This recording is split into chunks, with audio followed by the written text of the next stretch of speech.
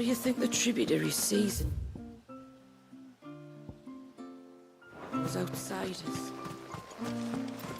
How long do you think this bridge has been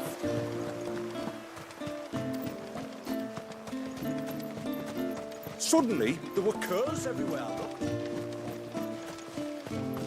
Did you hear that, girl?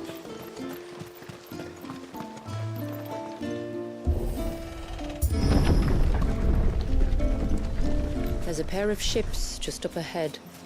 Ships? But are we not still leagues from the shore?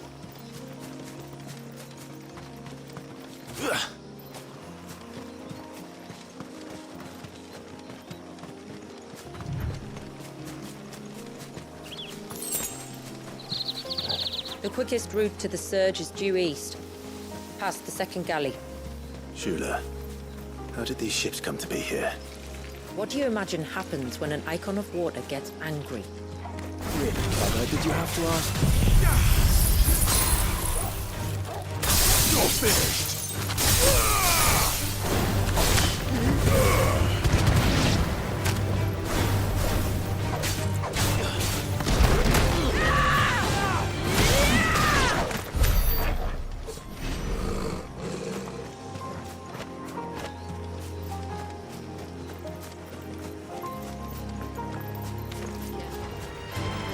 Tonberries. Foul creatures consumed by their hatred for everyone and everything.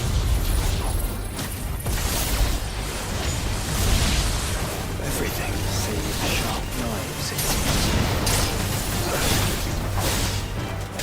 You're finished!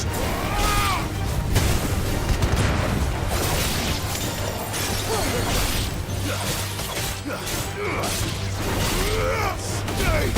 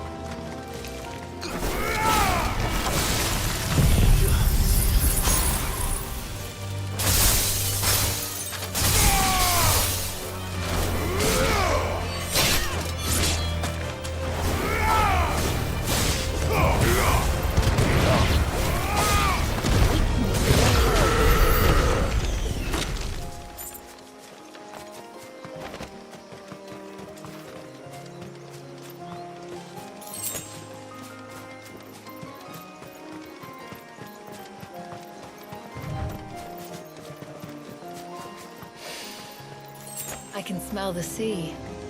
It's not far now.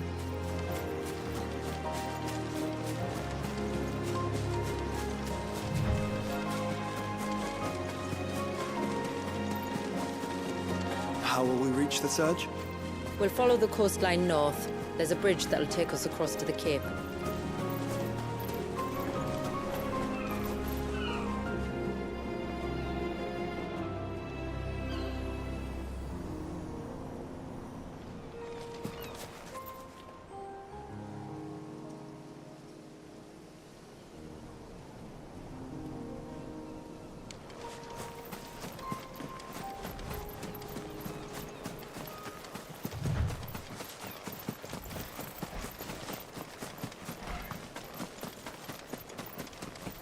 Might I inquire about the ray of light?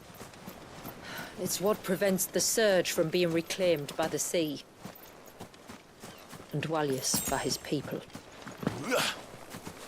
Careful.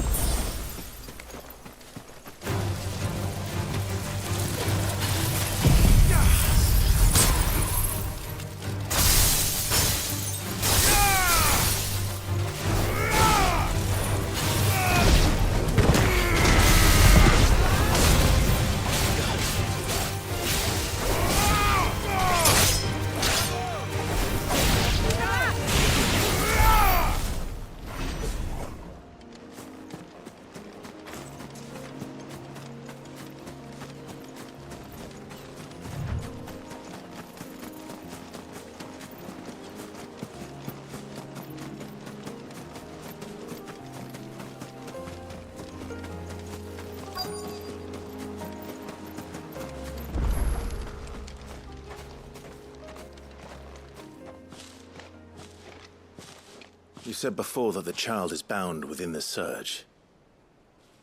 But you've yet to tell us how we're meant to reach him.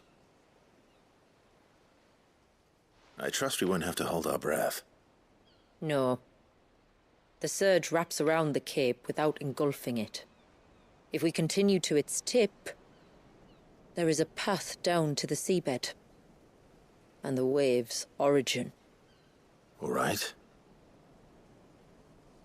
It won't be the first dominant we've met at the bottom of the ocean.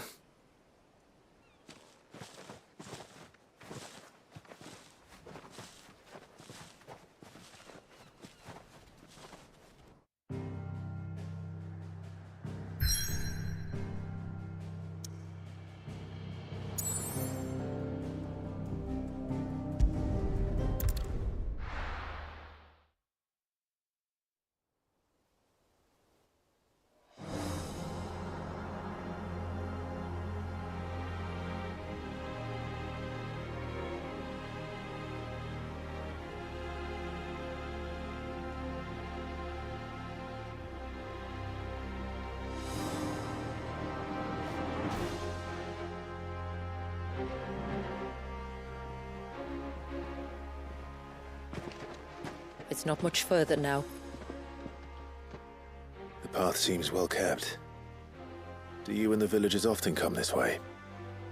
Only me. Once every new moon without fail. It is my duty both as village elder and Walyus's descendant. But surely no one blames you for what happened. Why should you bear the responsibility alone? You misunderstand. I do it because I want to. To show him that he isn't alone, and that there are still some of us who would see an end to his suffering. Suffering you will soon witness with your own eyes.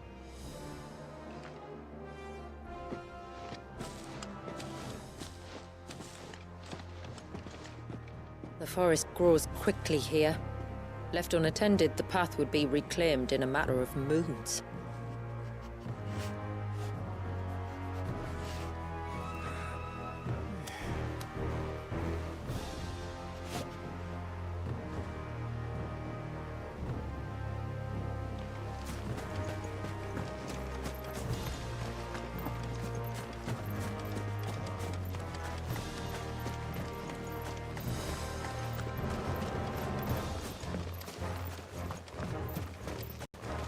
Does the light point the way to the child?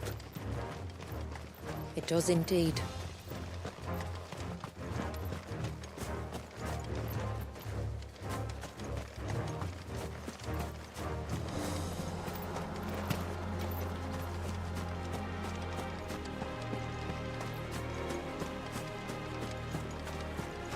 Look at all the droplets of water suspended in midair. Where they have remained untouched by time for 80 summers. It's not right. No. It's not.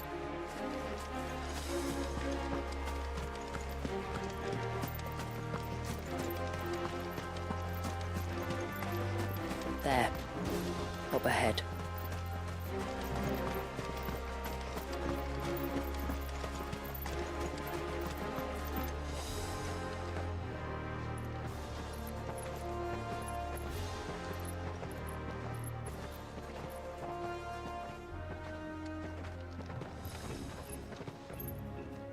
Down in the center. Follow me.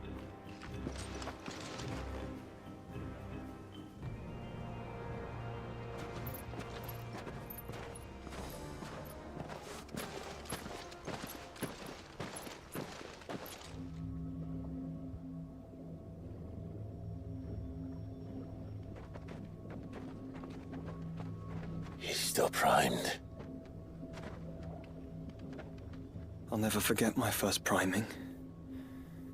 The fear. And I was old enough to understand what was happening. One can only imagine how this poor child felt. He is the victim of an unforgivable sin. Committed by people who saw him as nothing but a means to an end. He He must be so frightened. Then I'll ease his burden. You don't mean... I'm not going to hurt him. Contrary to the tales, I don't go around killing dominants for no reason. What if I told you there was a way to remove Wallace's icon? I'd tell you you were a madman. It's hard to believe, I know. But it can be done. Though, it isn't without its risks. Part of the icon remains no matter what. So, it might still come to violence. I don't know. It depends on the dominant. I've seen things end well, and I've seen things spiral out of control. But I do know one thing. If we turn our backs on this child, there will be no end to his suffering. And I think that a worse fate than the alternative. Don't you?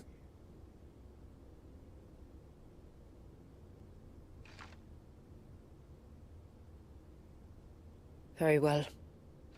Do what you must. And whatever happens, I will own the consequences.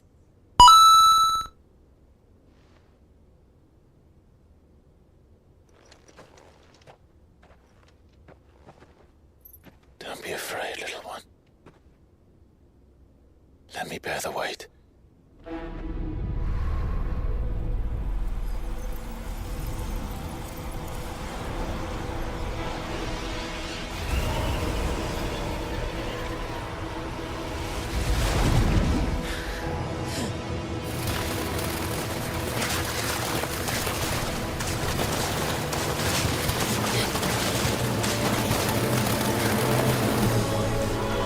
Hush now.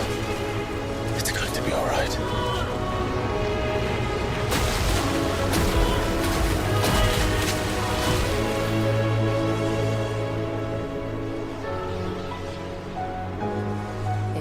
Is it done?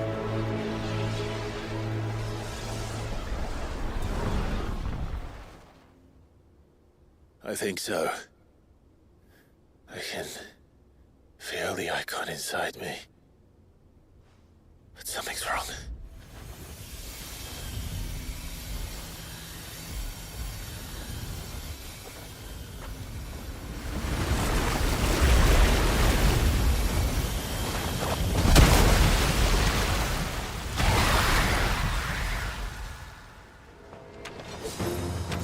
He wasn't just afraid. He was angry. All right. Let's see what you've given me.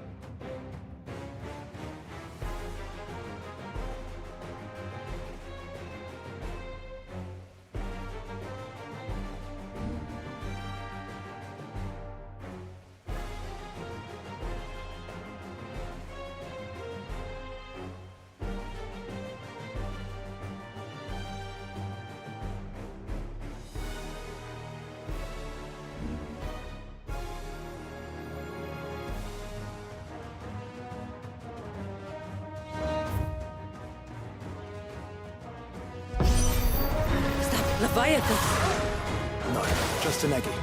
But a formidable adversary nonetheless.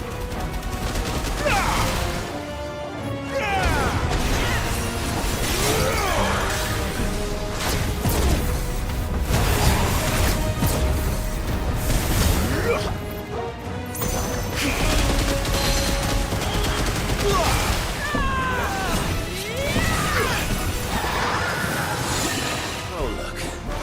It has friends.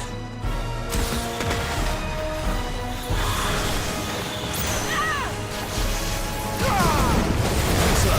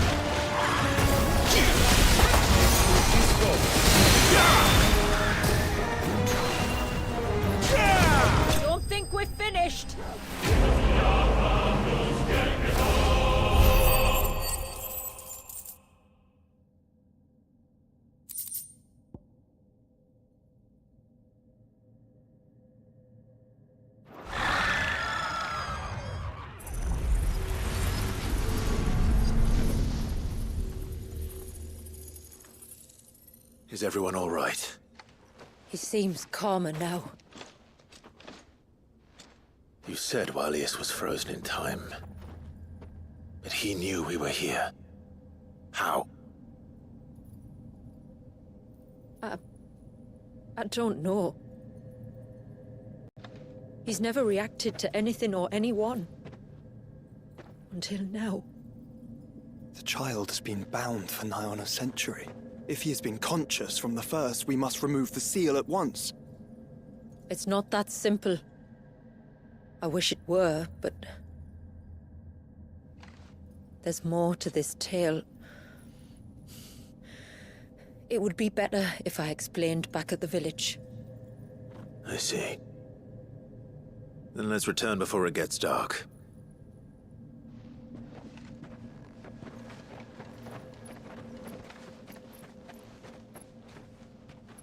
I'm sorry, Walius. I will make this right.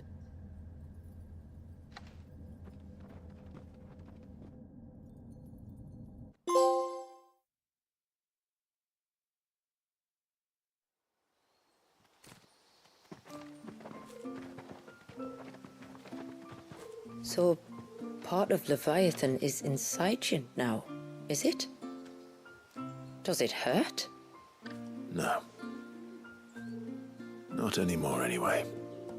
Good, because I still have need of your strength.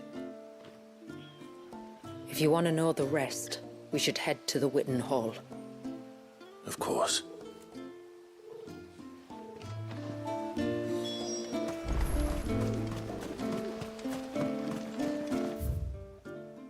Look there! The tree's back. Do you think this is...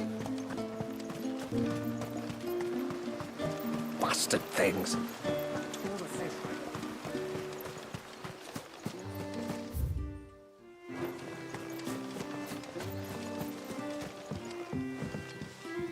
I will have to charge you. Here you are.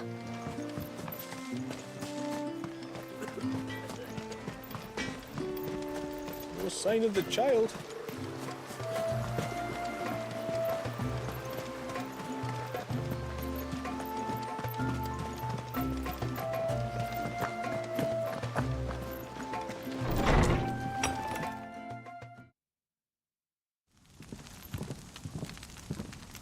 To understand the spell which binds Walius, you must first know who we are, and what drove my forebears to commit such an atrocity.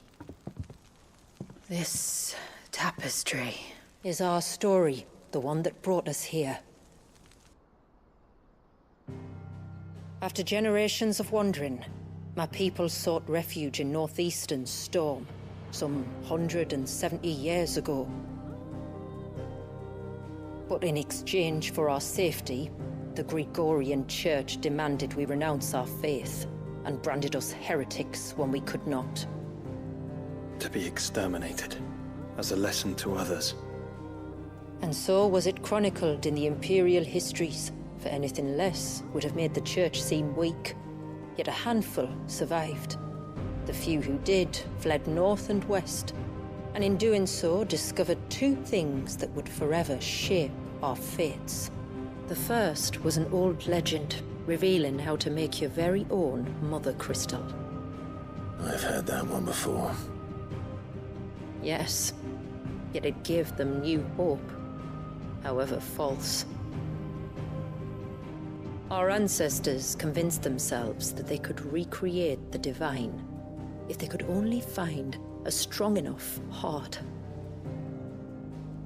A living being capable of channeling torrents of ether. And the heavens provided.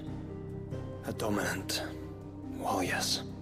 They'd stumbled across a nostrum in an ancient ruin, which they believed could provoke a sudden outpouring of a creature's ether.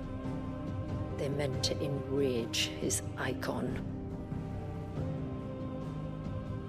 Leviathan would have destroyed everything, had our people not made their second important discovery. A means to stop time itself. Where did they find that? The Northerners had no such magics, or they would have used them. When our ancestors first arrived, the land was uninhabited, save for an old witch who lived on the highest peak. Her body had been consumed by the curse, a cruel payment for her long years of service to the Northern Thanes. So desperate were they to prevent the fall of Drake's Eye, they'd forced her to devise a spell to stop time. But Drake's Eye did fall. It did. When she finally perfected the necessary magics, it was already too late.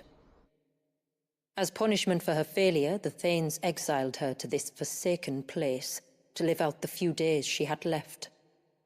Knowing her suffering, our ancestors cared for her as best they could, and in return, she gifted them her spell. That even though she should die, her legacy might live on.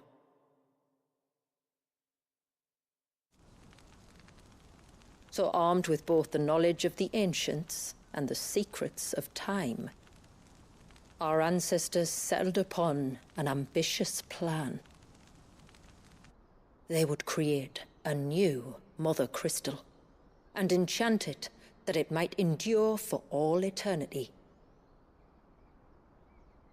Thus would our people's wandering, our suffering, finally end, and prosperity visit us once more.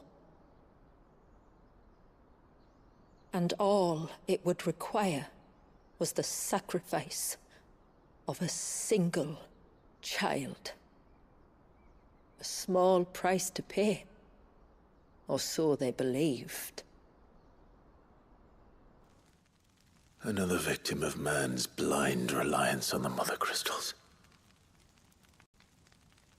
So we know the seal source. How do we break it and restore the flow of time? Do you recall the dome of light on top of the cliffs to the west? Inside lie the ruins of an old temple. It was there that the witch built the Vare, a conduit of sorts that channels her remaining ether into the surge. But it's been a long time since anyone set foot in the place. And now, there are others who claim it as their own. Then we shall go prepared for a fight. That said, it may be best if one of us stays behind. You think the village could be in danger? We saw the ether flow from Wallius in all directions, but only encountered a single familiar. There will be more. And should even one make its way here, I doubt the walls could hold it back for long. Then I shall stay. The Phoenix will see your people safe, tributary. You have my thanks. Very well. We should depart at once. I fear time may no longer be a luxury we can afford.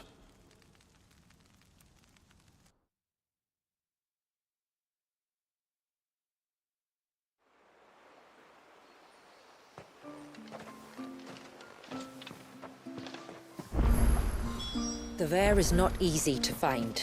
We must first head north, and then west, deeper into the forest.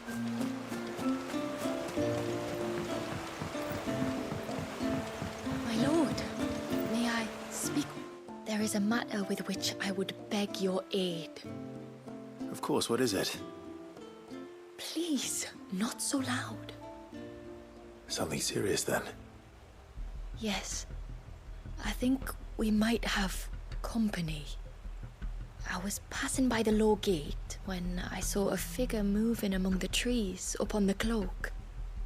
At first I thought it must have been you or your brother, so I didn't say anything, but the more I think about it, the more certain I am that the figure looked familiar. And you're sure it wasn't one of the other villagers? Positive. I think it was someone from outside the wall who has found his way inside.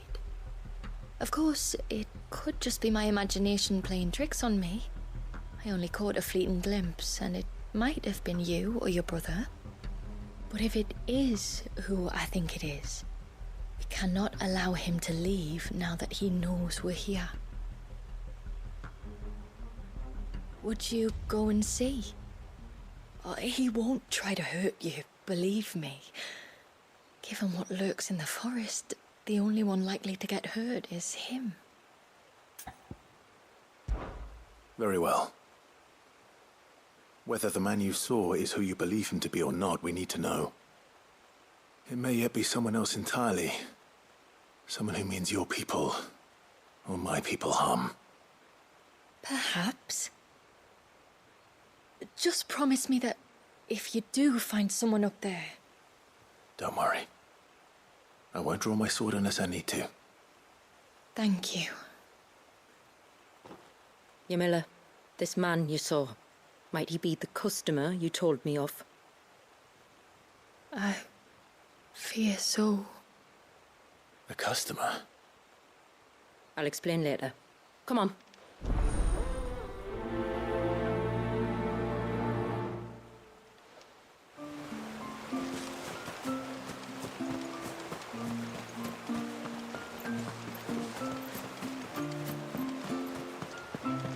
If we pick too many of the flowers, there won't be enough.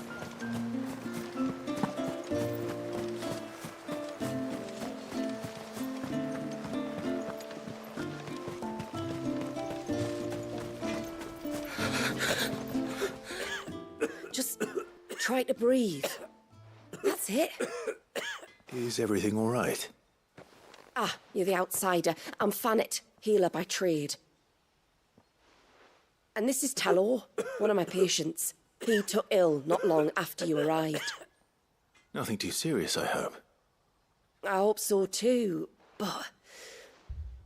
But? This affliction, it's like nothing I've ever seen before. He complains of feeling chilled to the bone, but there's no fever to go with it. And my most powerful antalgic hasn't done a thing to ease the pain in his chest. I'm starting to wonder if his condition might require a different kind of treatment altogether. Shula said that you were here to help us. You couldn't help me, could you? I'd be happy to. If I can. You can, don't worry. All I need you to do is speak to Talor's son, Pavat, over at the forge, and ask if he knows what his father was up to before he came down sick. Something must have caused this, and I want to find out what. The trouble is, Talor's too weak to speak, and I can't leave his side for long. So while you talk to Pavat, I'll pay his wife word a quick visit, just in case she knows anything. All right.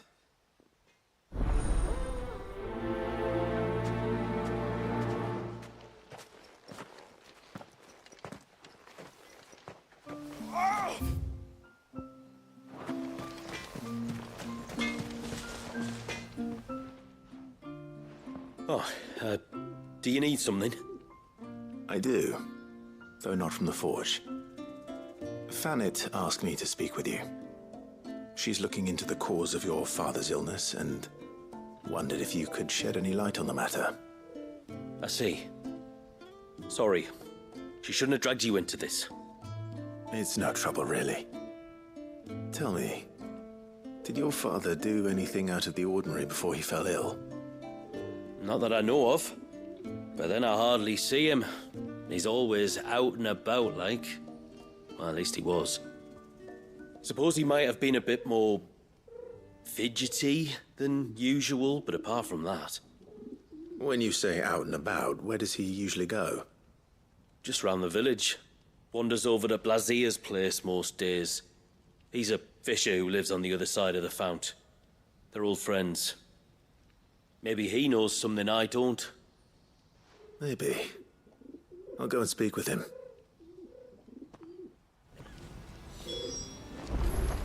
No sign of the child.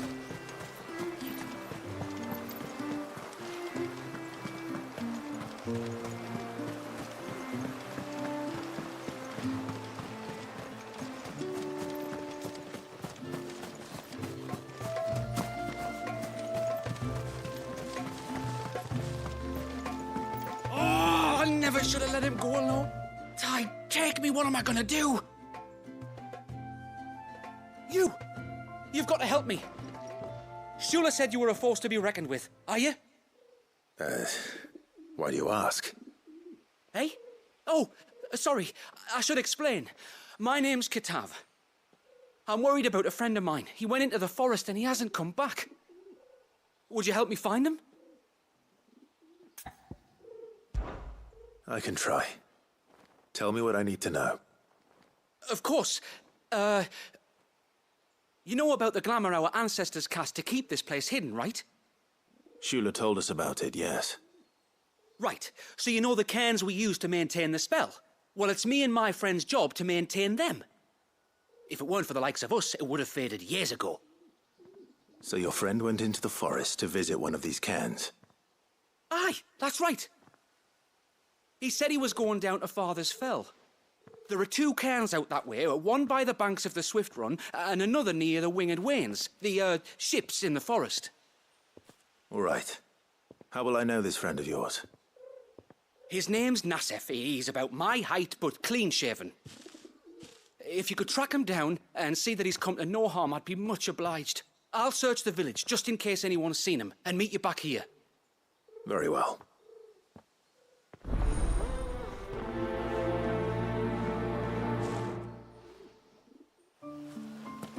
One cairn by the ships, another by the river.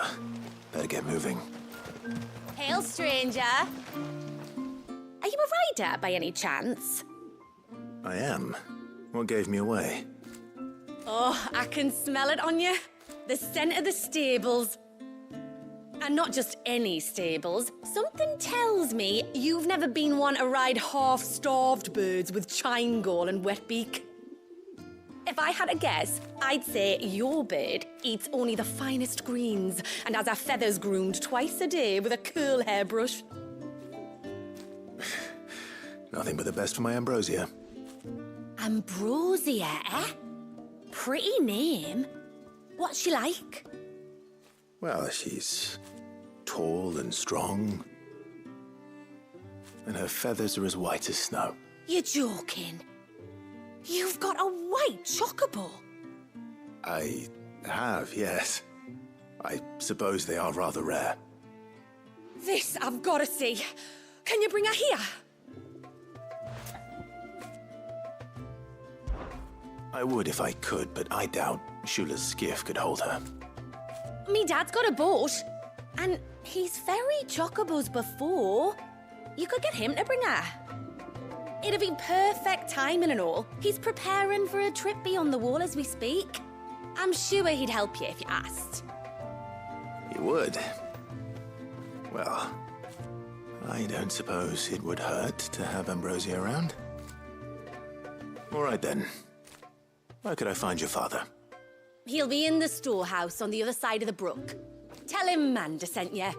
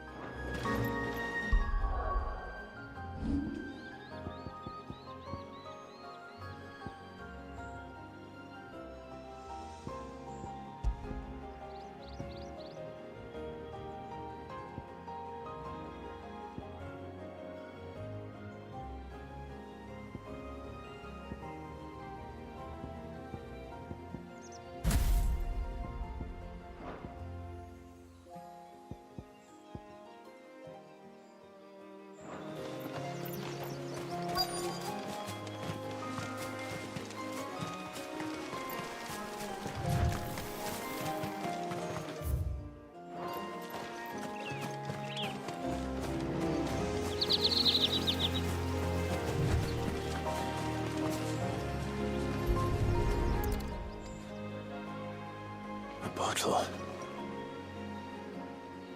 Breath of the arbor. Perfume from Sunbrag. Looks expensive, too. Who's there? Stop!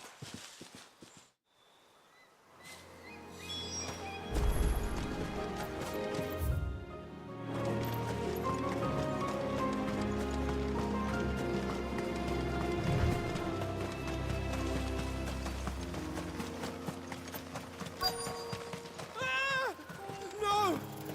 No! Hang on! I'm coming!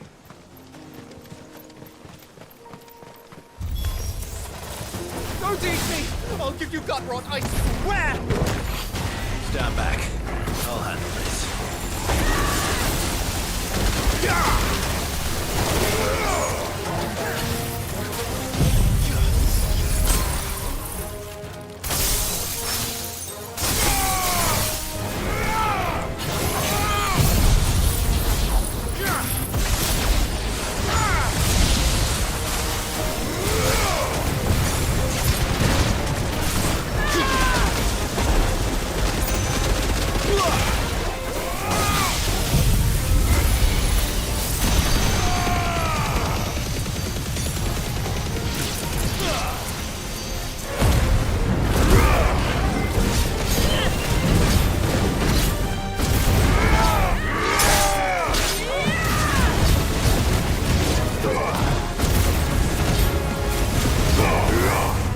Farewell!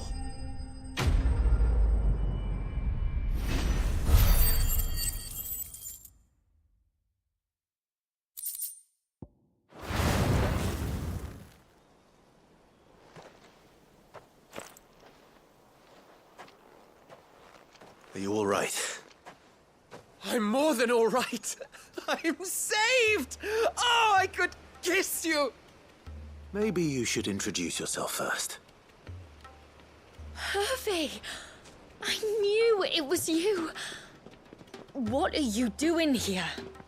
I came to see you. Oh, my little canary, it's been so long. Thank you for saving him and sparing him. Who is he? Hervey, one of many clients from my employment beyond the wall. One of many clients? We spoke every night of our plans together. Whispered songs of love into each other's ears. And then you upped and vanished without so much as a word. I left you a note, didn't I? I told you I was sorry, but that we could never be together. That I could never abandon my family. And I told you not to look for me. How did you even find this place, anyway? The flame of your love was as a beacon in the night that guided me to you. Hervey.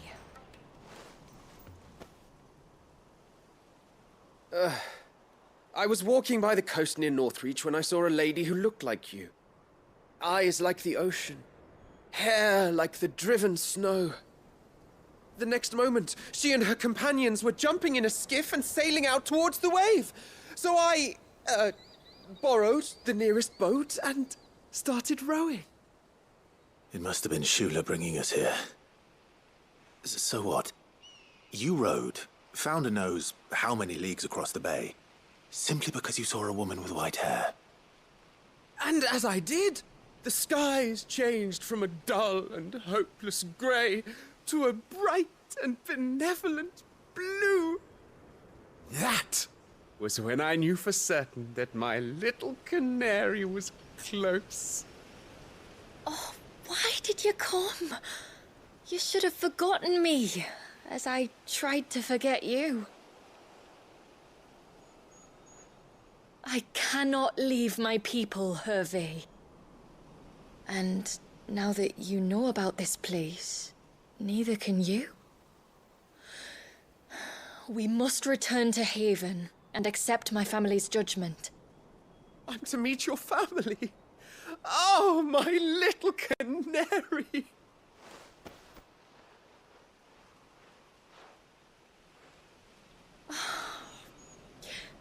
Please, come and see me later. You did as I asked, and you must be rewarded for it. But first, follow me, Hervé. To the end of the world and beyond.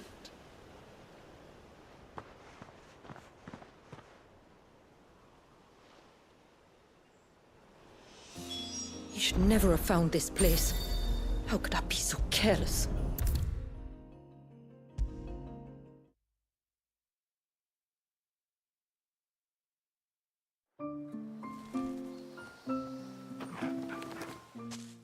Forgive me. There's nothing to forgive. You two met at the Vale, I take it. When I worked there, yes. To earn the coin that my people need to survive. Though Mysidia is our sanctuary, there are certain necessities that it cannot provide. And for that reason, some of us seek employment beyond the wall. Yet few are the opportunities for followers of a strange faith in a strange land. And so you supported your family as best you could? I did. And I have never regretted it for a moment. I found a second family in the Vale. And in the Dame, a second mother. I also found Hervé. But our love could never be. I knew that if I revealed my secret to him, I would be putting my people in danger. But that if I did not, I would be living a lie, unable to return home. What will happen to him now? Since our people settled in Mysidia, uninvited visitors have been few and far between, but not unknown. Explorers, survivors of shipwrecks, none lasted long. I see. That was before my time, you understand? I've never had to make a decision like this before. Yamila, know that I do not blame you for any of this. It was me who decided to make the trip to shore. Me who exposed our secret. This was my mistake, and I shall bear the responsibility. Thank you, tributary. I only beg you to remember that Hervé means us no ill will. He's just a fool. A fool who loves me. I will take that into consideration. But yours is not the only voice I must listen to. The whole family must be consulted, and it may take time for me to arrive at my decision. I hope you understand. Of course, tributary. However long it takes. Come what may, I thank you, my lord, for bringing us back together.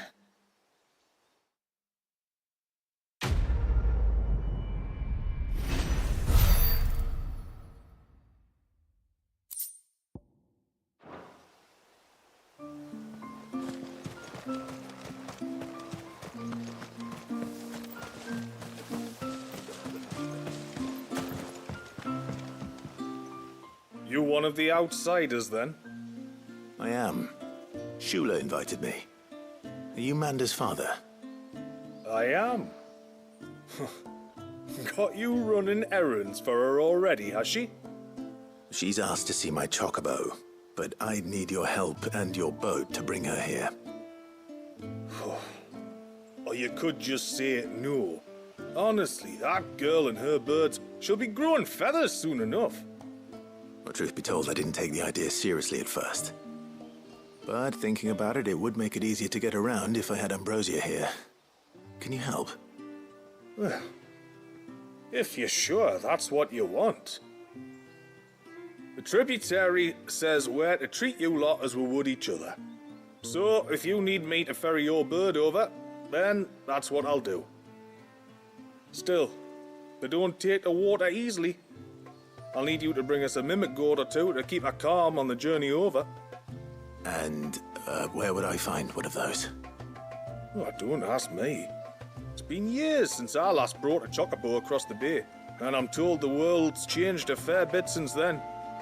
Where do you usually get your stable supplies from? Well, the man who made Ambrosius tack lived in Martha's Rest, and if I remember correctly, he traded in chocobo feed too. So I suppose I'll go and ask him. I'll be sailing over to Northreach soon to pick up some supplies. While I do that, you collect your bird and your gourd, and then meet me by the shore. Just don't take too long, all right?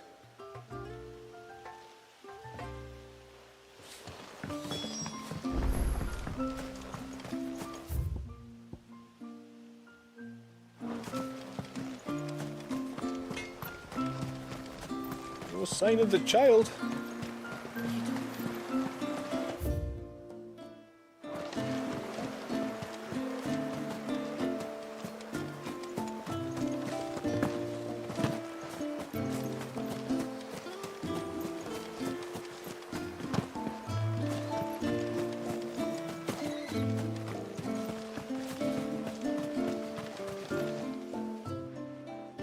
Greetings, stranger. What can I do for you? Your name is Blazir, is it not? Pavard tells me you're a friend of his father's, and that the two of you may have spent some time together prior to his illness. His illness? Talor's never been ill a day in his life. I don't know why he'd start now. Oh, Fanny doesn't know either. It was she who asked me to look into his recent behavior on the off chance it might explain how his condition arose. Oh, I suppose there was something that struck me as a bit odd. He kept asking about the woods. Did you see anything strange on your way back from the shore? Are you certain? Do you swear? That kind of thing. I didn't, of course. But he wouldn't let it go. It was like he was expecting something to happen. It was just a matter of when. Not that I know what, but he never told me anyway. Well, that certainly does sound unusual. And it might just be what Fannet is looking for. Thank you. Ah, don't mention it. Oh, and when you say Talor, wish him the best from me, yeah? Let's see what the healer makes of this.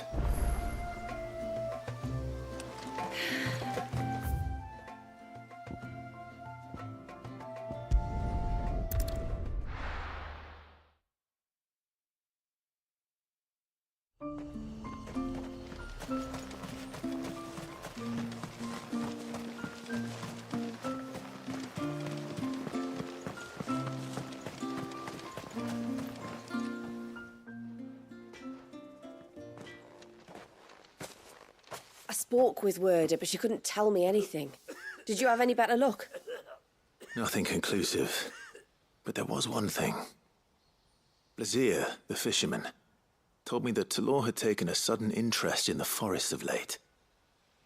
He kept asking him if he'd seen anything unusual there on his way back from the coast, but never let on what exactly he was expecting him to have seen. The forest between here and the coast. Surely not. But then... I can't say for sure. But I think Talor's illness might have some connection to the Tomberries. You may have encountered them during your time here. The small, scaly beastmen. And you think they may have caused Talor's illness? I do. At least in a way. And if I'm right, it's no wonder the treatments I've been trying didn't work. Oh, I know it's a lot to ask, but would you go down into Father's Fell for me? There's an altar there. And if my fears are true, an offering upon it.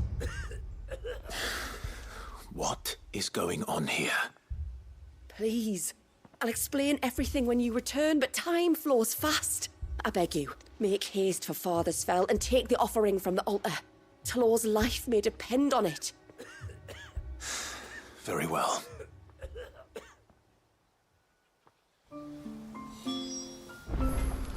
Oh! Leave me be.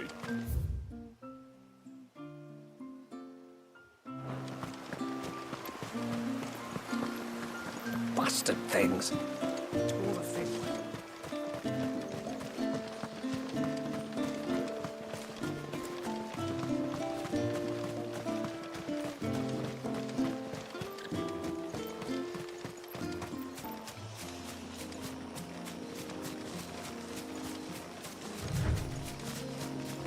Before, we turned east at the shipwrecks to reach the coast. Now we must head in the opposite direction. Left it is, then.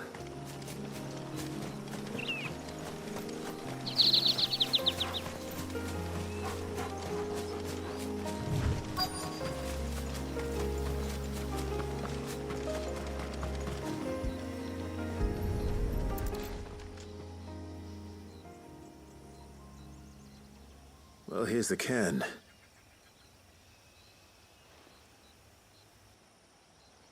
But no sign of Nasef. To the riverbank, then.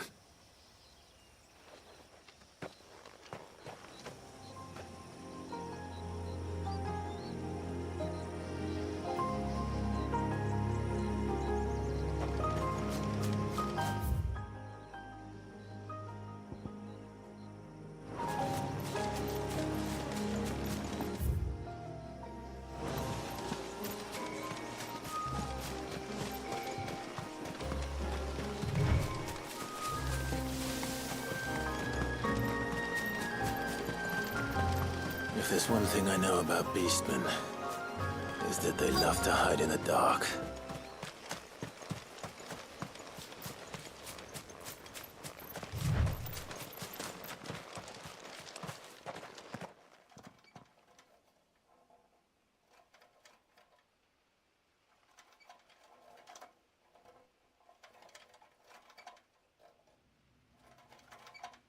What are they up to? Some sort of ritual.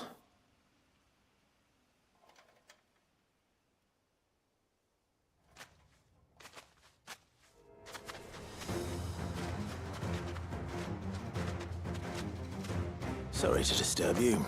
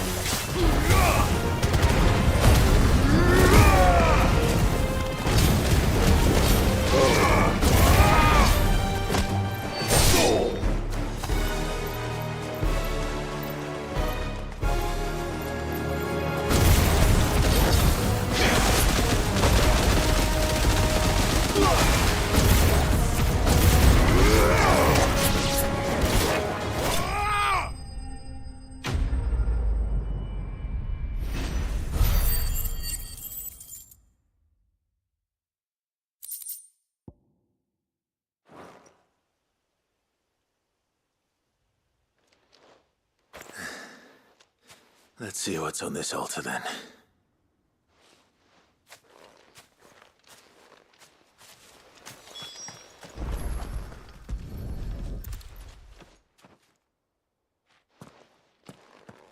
A silver chain. I doubt the Tombries made it. This must be what Fennec was talking about.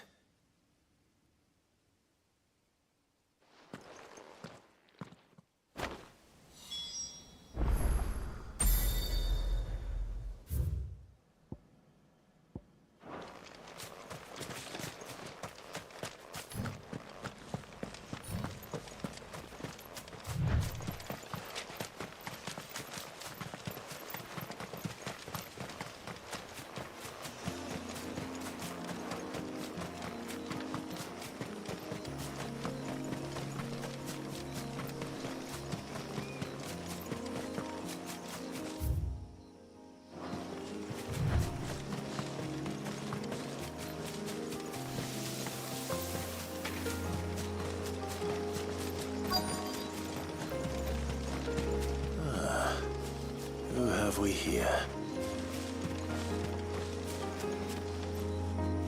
I'm looking for a man named Nasef. Aye, I know him. Takes care of the cans. Wait, you didn't think I was him, did you? Sorry, mate, I'm just out to gym myself a few ibexes. What do you want with the lad, anyway? His friend, Katav, asked me to look for him. Apparently he ventured out to work on one of these cairns and didn't return.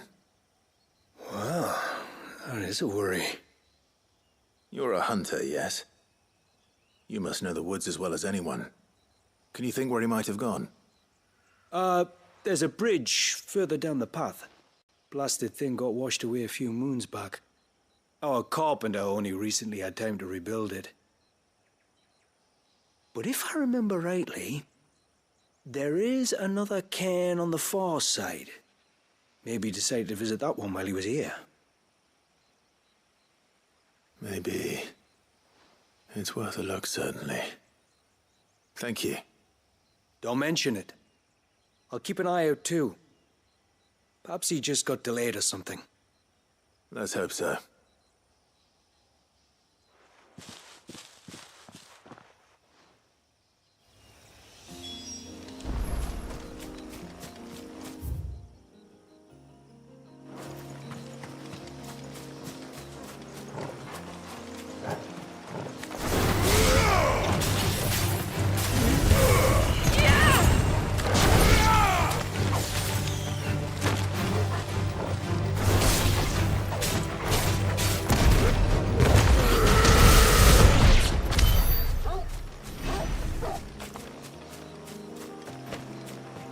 This must be the bridge the hunter was talking about.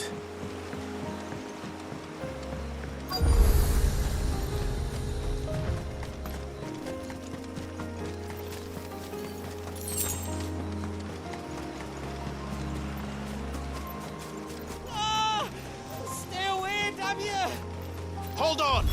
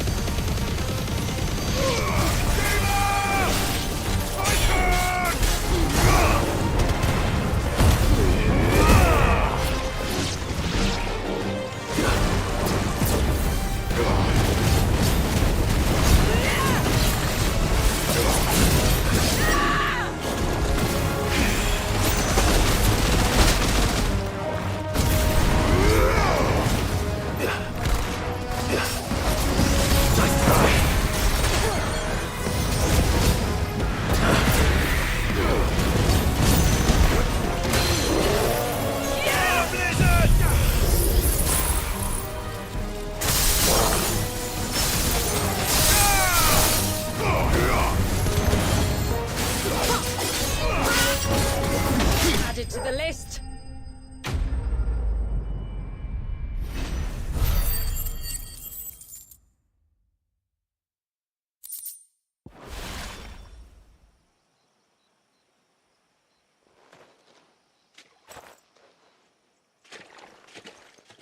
Oh, thank you.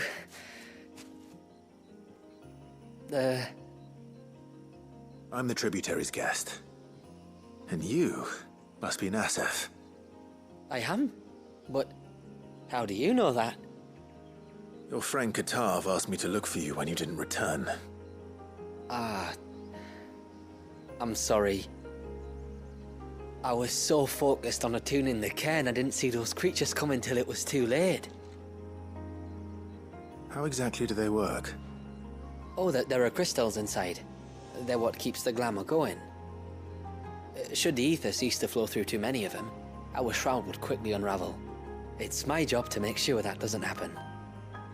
And an important job it is. But you'll struggle to do it if you're dead.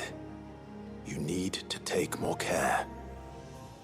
Yeah, no arguments there. The truth is, me and Katav usually work together, watching each other's backs like. But when we heard outsiders were coming, we split up to get the job done faster, so things would be perfect for your arrival. Stupid, I know. So you found him then?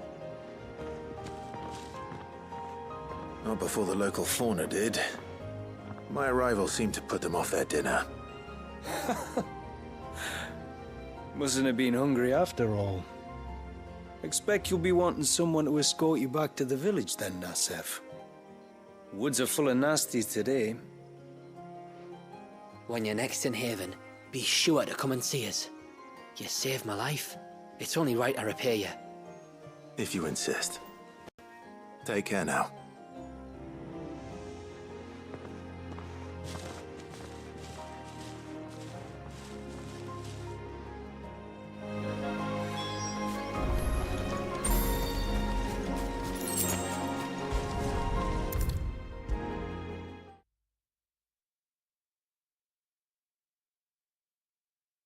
I thought I'd lost you.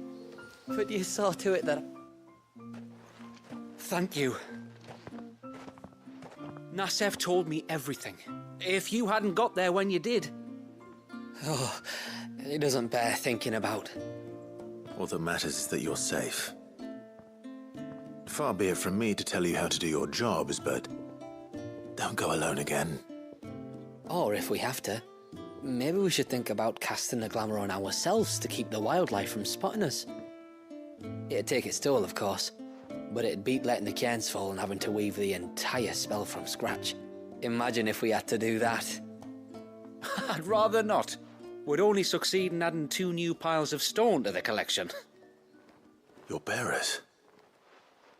That we are, thank the tides. The others can't attune to the crystals in the cairns the same way we can. I reckon this place would be doomed without us. So, you do this work for the good of your people? Not because... We're forced to. No. From what I've heard of the way things work on the outside, we were truly blessed that our rain fell here in Mysidia. Our people are few enough as it is. If we started turning on each other, kin against kin, over nothing but a stupid accident of birth, our days would be numbered. They would. Anyway, all's well that ends well, eh? Thanks to you, both of us lived to keep this place hidden another day.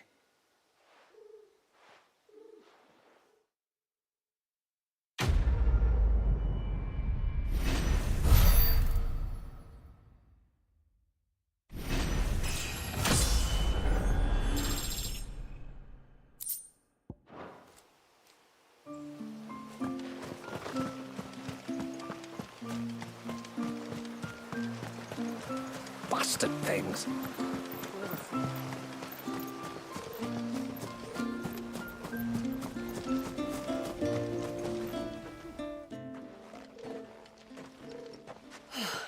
You're back.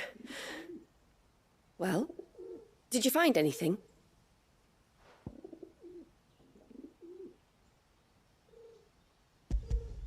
I did. This silver chain. I knew it. Well, I'm still none the wiser. Forgive me. This chain. It's a Gregorian Maternoster. Worn by men of the faith. What's it doing here? And why would the Tomberries be praying to it? To understand that, you need to understand what the Tomberries are. They feed on hatred and suffering. And some say that if you render them an offering, some token of grievance against your fellow man, they will put a curse upon him. So you think someone's put a Tomberry curse on Talor? I can't say for sure. Truth be told, I always assumed it was an old wives' tale. But given his fear of the forest and the presence of the chain on the altar, I don't know what else to think. Does Talor have any enemies in the village?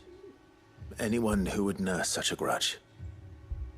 No, I believe the one who left the chain at the altar was Talor himself.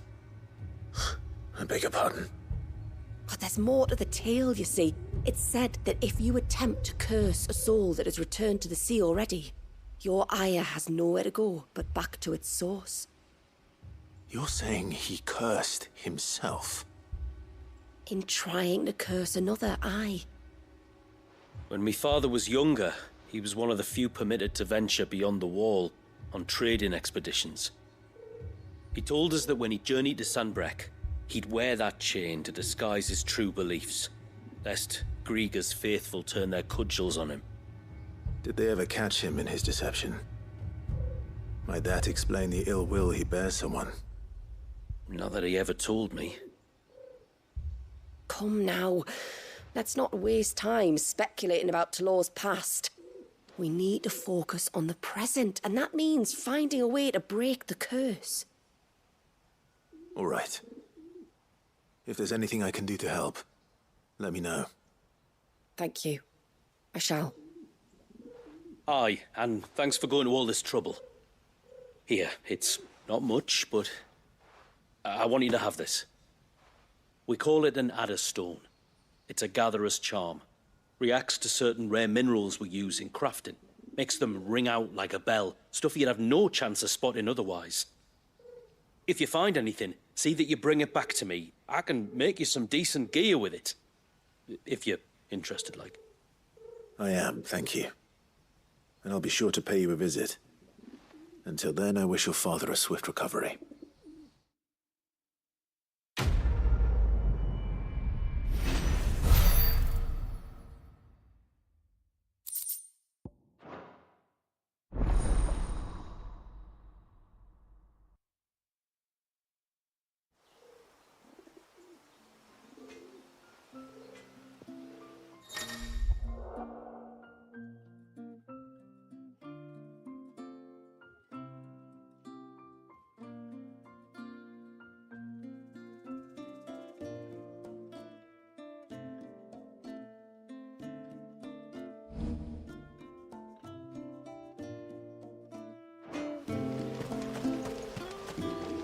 Reckon my steel's just as good as any.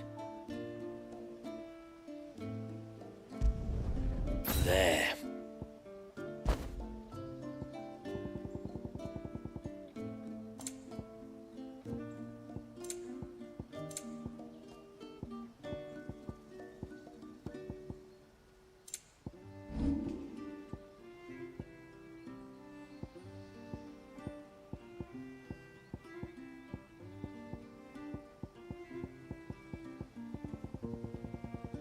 Till next time, then. No sign of the child.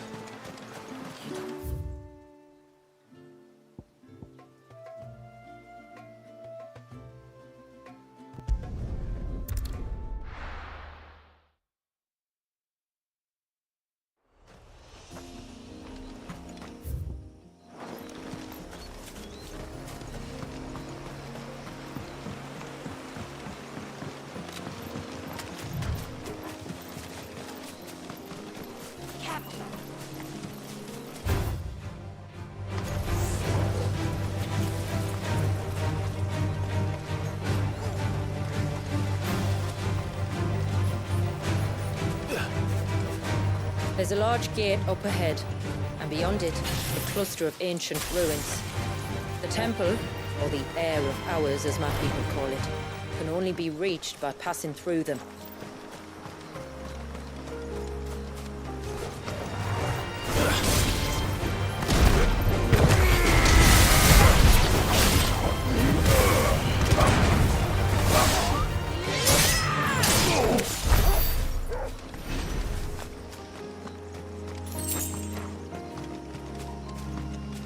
The forest is crawling with life, most of it hungry, which is why we make sure this gate stays shut.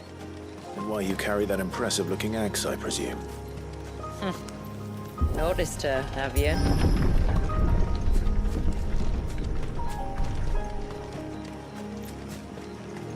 The temple is up there. Don't worry. Those cliffs aren't the only way to the top.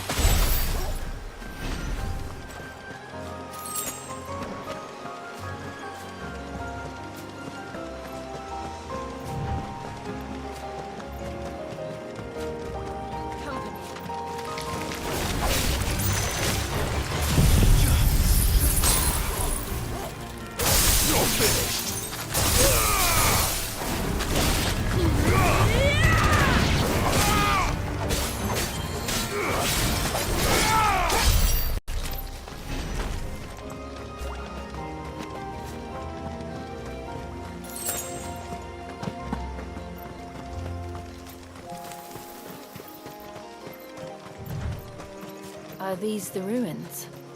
Yes. As far as we can tell, they're part of the same complex as the temple itself. To think of all the people who must once have lived here.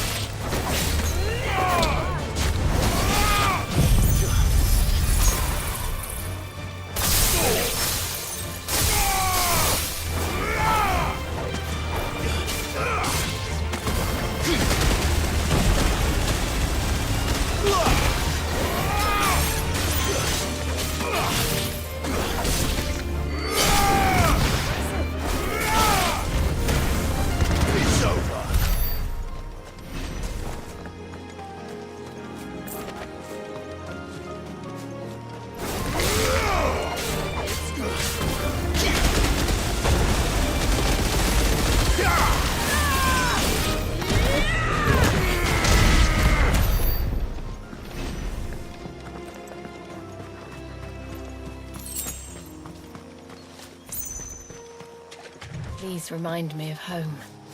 You're from the north, then? Yes. And no. I see.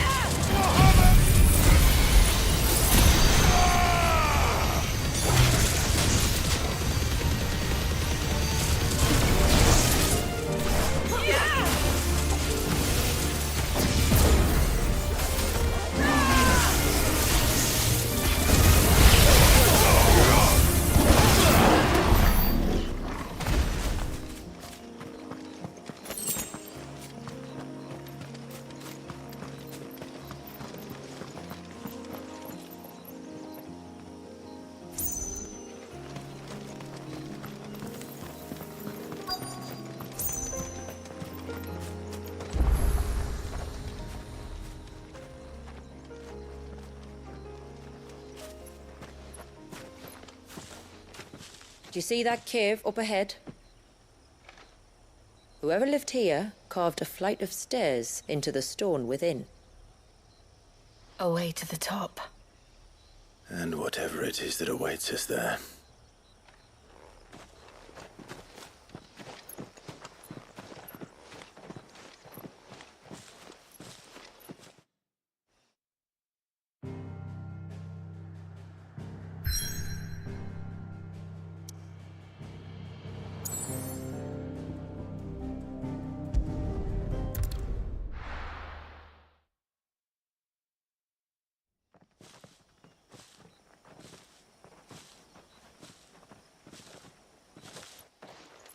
There. The temple the time forgot.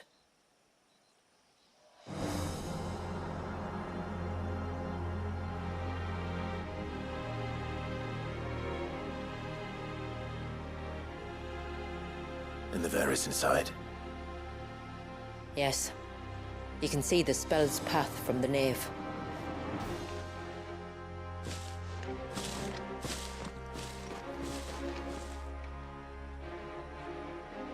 What is it? I don't know.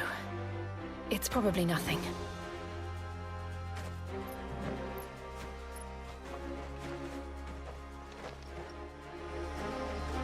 Forgive me, but why build the Ver here? The spell was originally meant to be cast on Drake's Eye, and this was the only place with an unbroken line of sight. The Tomberries like to think these ruins are their own.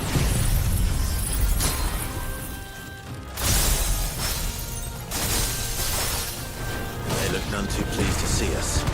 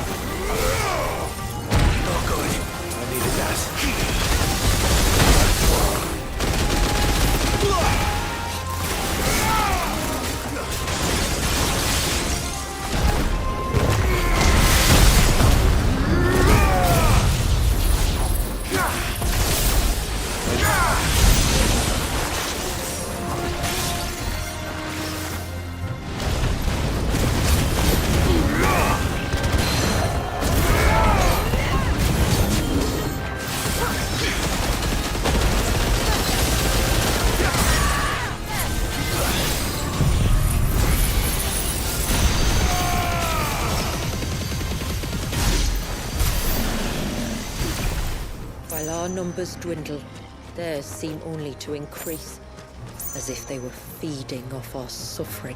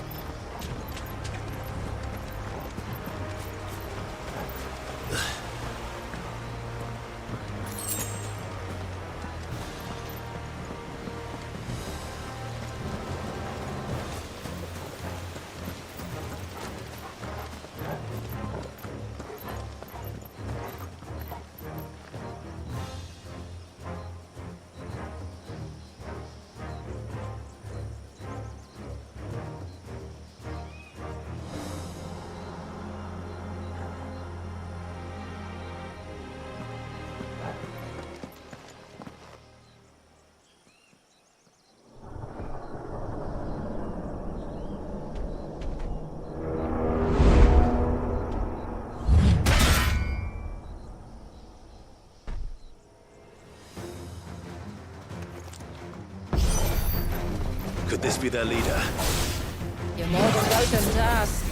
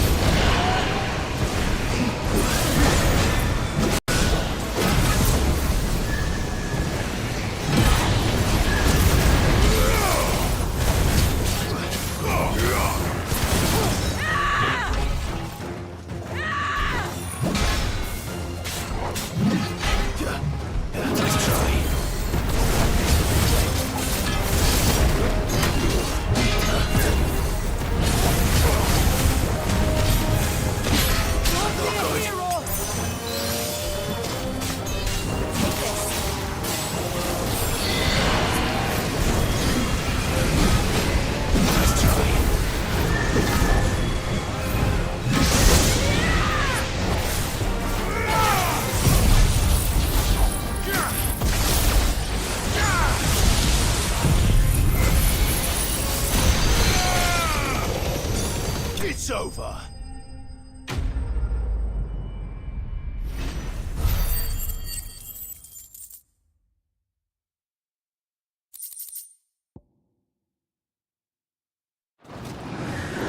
That could have been worse, I suppose. Aye, well, if the forest's taught me anything, it's that there's always something worse.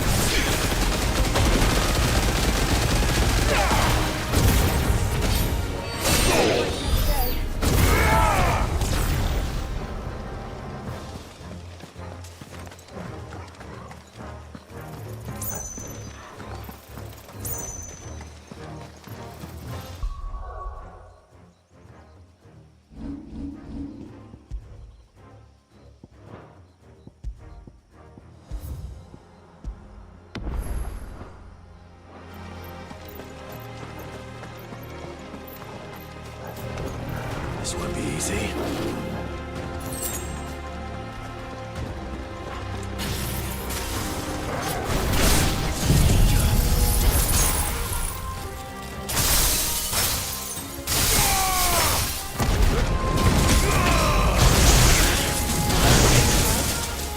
I needed that.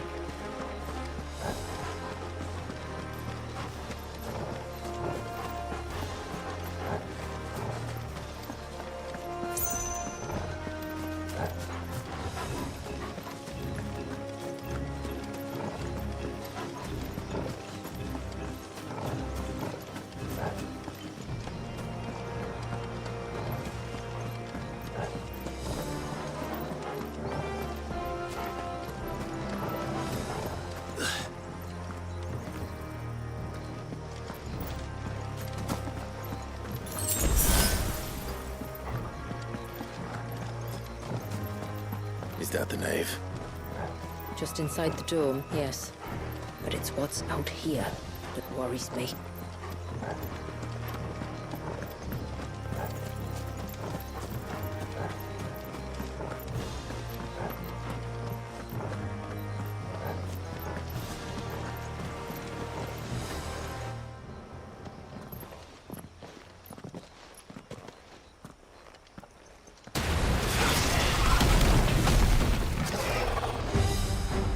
There I was thinking they'd all migrated south.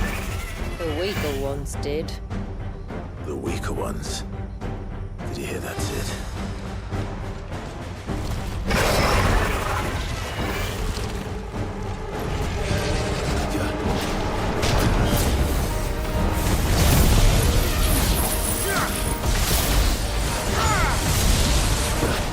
Too slow.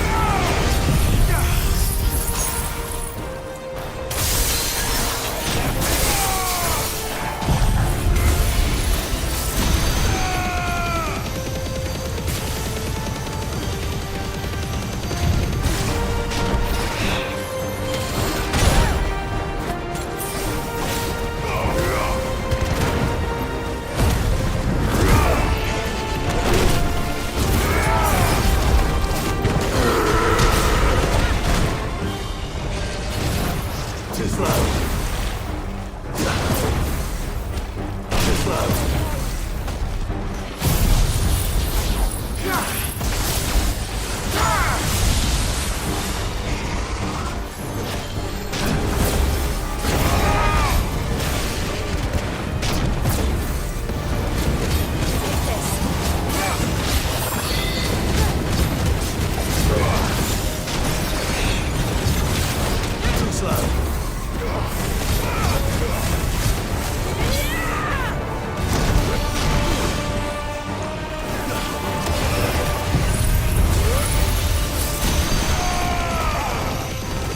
Farewell.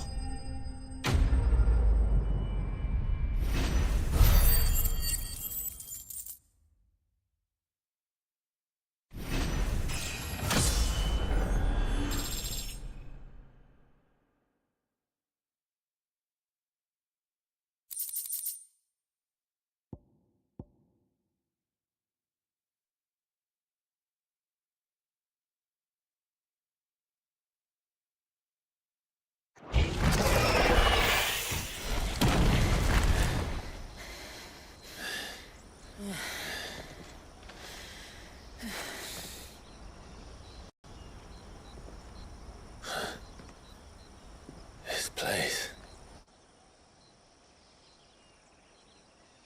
It's frozen. Just like the surge.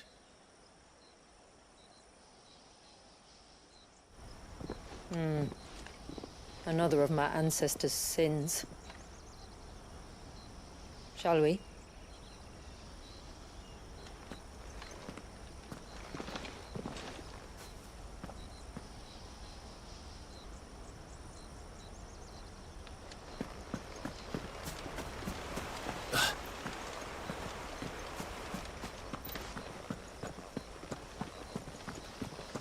The blue veil shows the extent of the spell's reach. But I can feel its ether from here.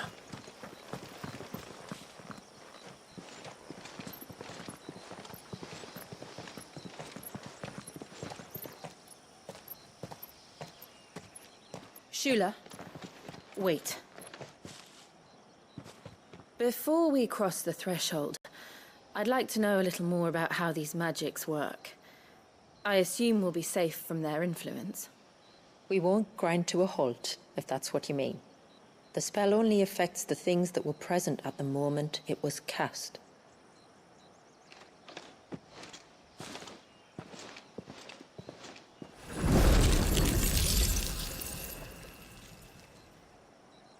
You see?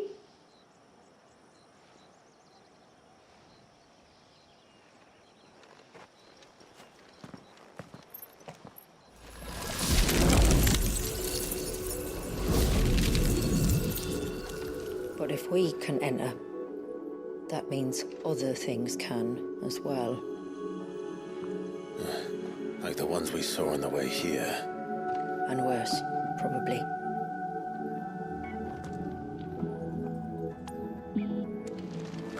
Is this Leviathan's doing? Well, it certainly wasn't ours. When he realized my ancestors were attempting to cast a spell from here, he made to destroy the temple. And almost did by the looks of it.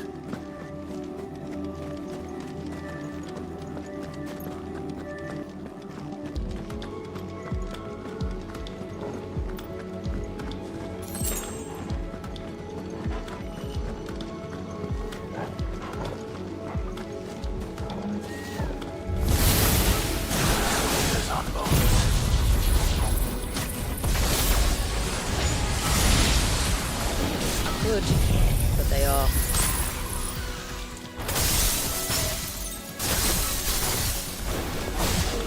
Then why is it so cold?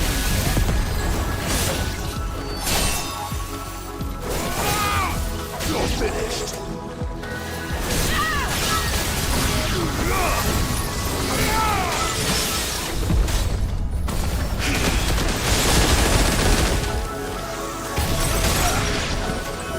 It's already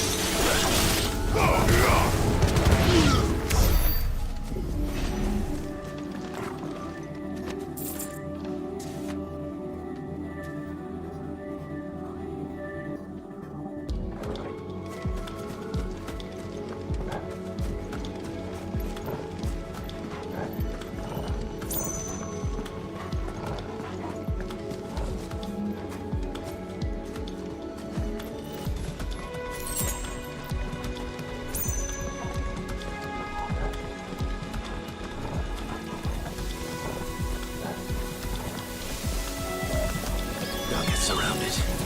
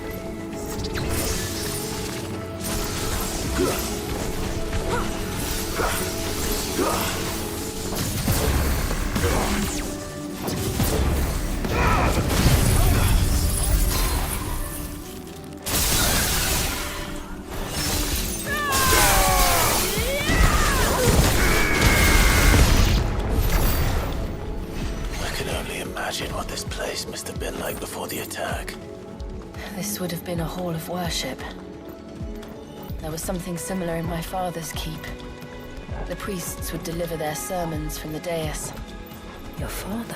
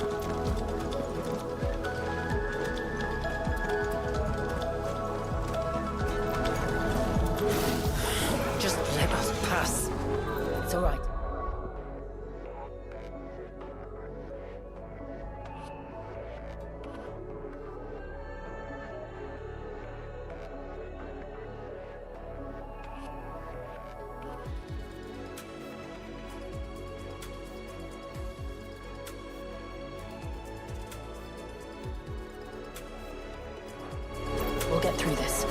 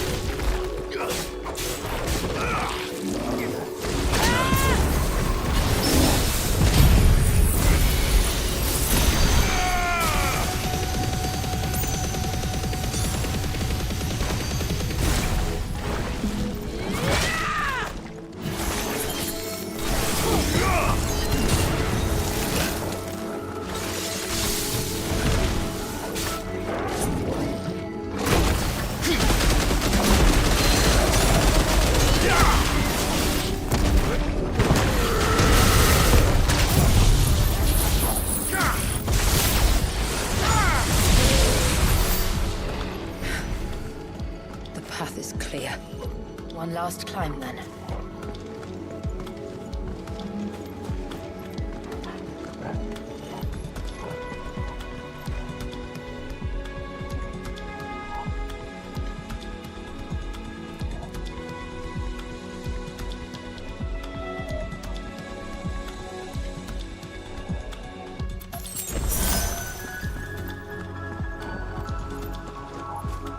The Fair.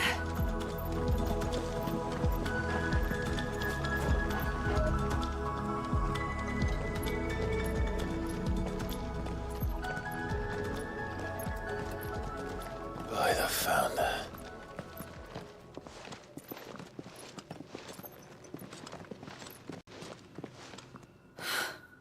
It's just as I thought. Jill, does this ether not feel somehow? Familiar, yes. I sensed it the moment we arrived, though I wasn't sure until now. You can feel it too, can't you, Clive? She's calling us. You don't mean the witch? I do. Though she was more than that. Much more. She was a dominant. A dominant who once commanded the icon that now resides in both me and Clive. Of course. I don't know why I didn't see it. Who else would have the power to freeze time? None other than Shiva herself. But for her ether to endure after all these years, it's almost as if...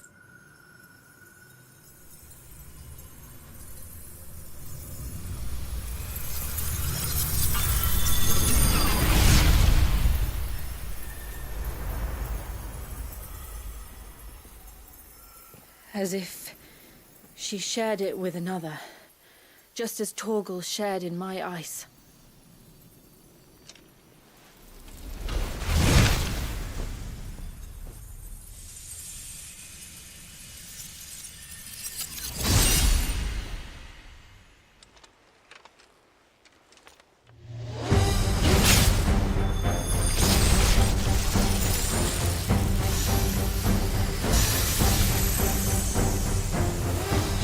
Companion. Though something tells me he's not as friendly as ours. My ancestors never warned us about this. It wasn't that hidden. I doubt they even knew it existed.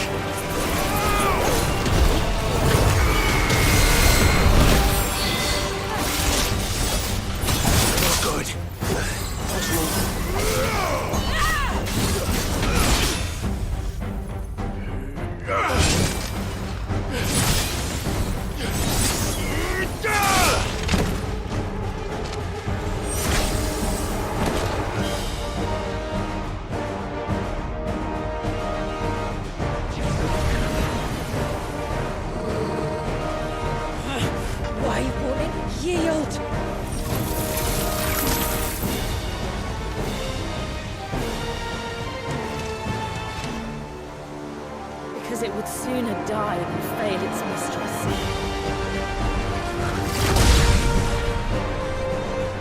Then it leaves us no choice.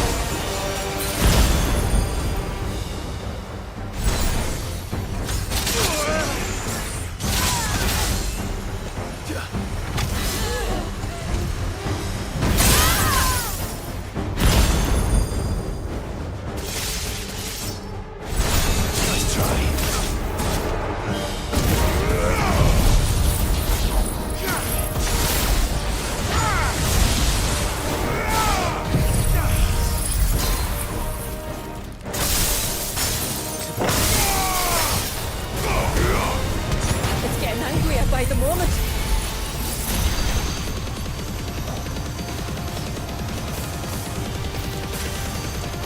We'd better cut this short.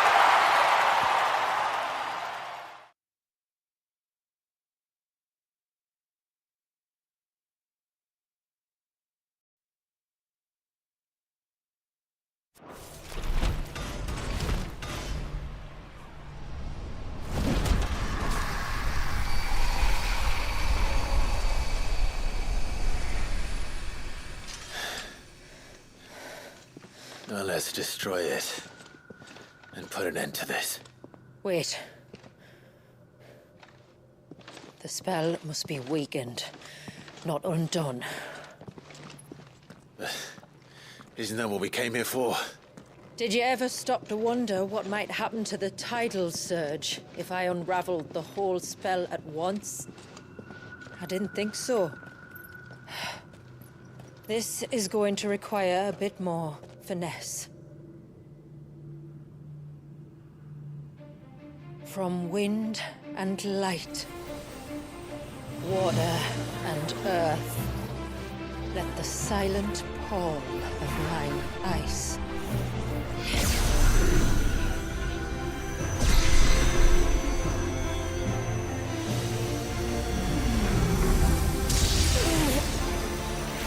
There's too much ether.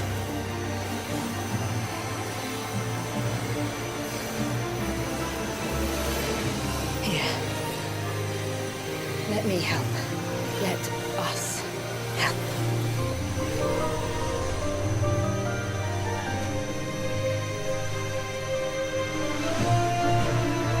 Almost.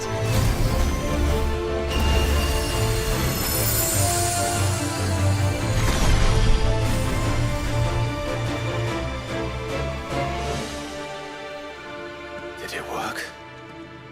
I think so. The thread connecting this place to the child should be broken.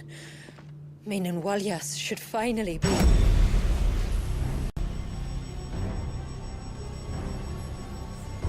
Free once more. Leviathan, our most profaned fragment, its divinity defiled by the hand of man, its spirit shackled by his hubris, till Mythos came, bringing release. Now, let the sins of man be redeemed by the hand of the servant of God.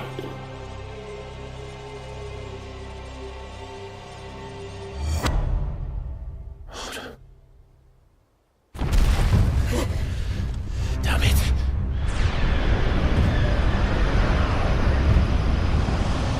It's happening, isn't it? It is. What is? What's going on? Precisely what we feared. Leviathan is out of control.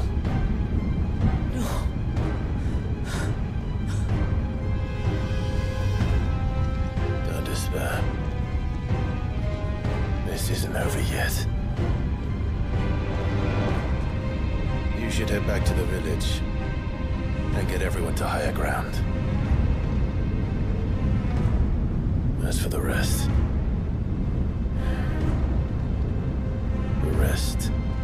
Ifrit will handle.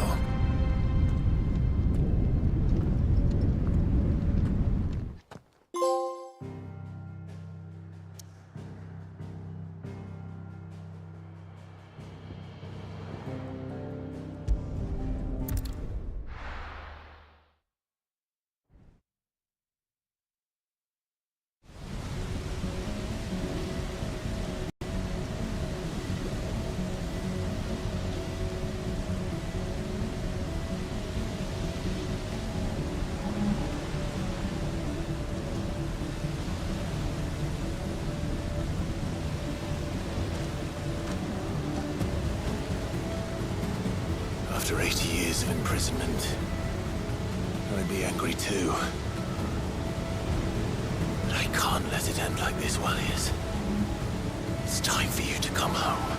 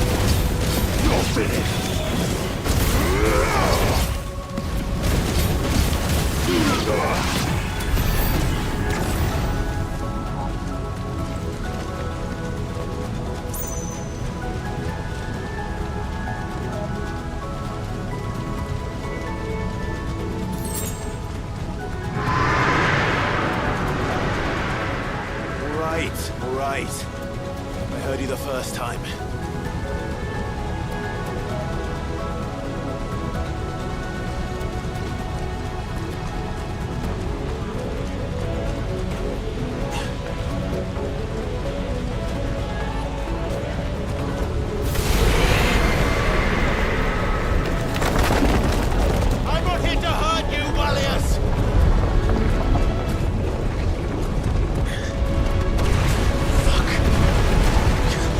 Too close.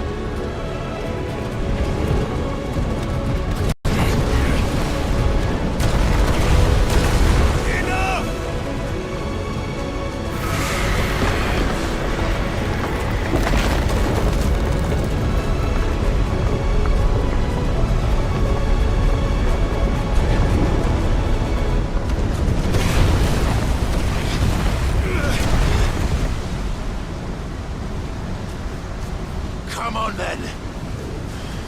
No more hiding.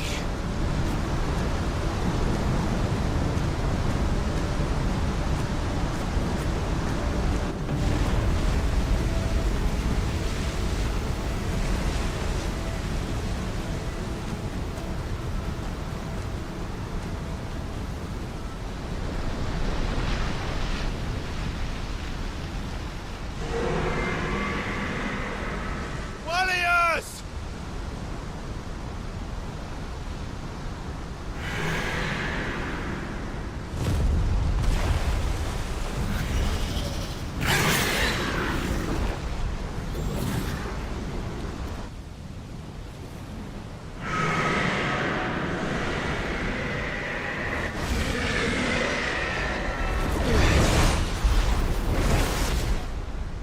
This isn't what I wanted! I only hope you can forgive me.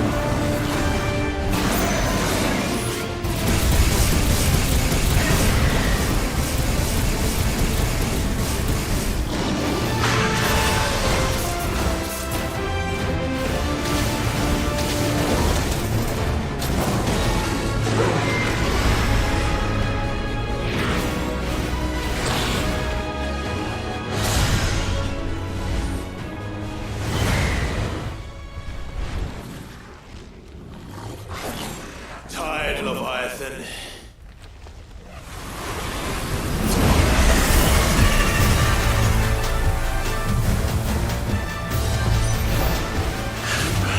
Stop this!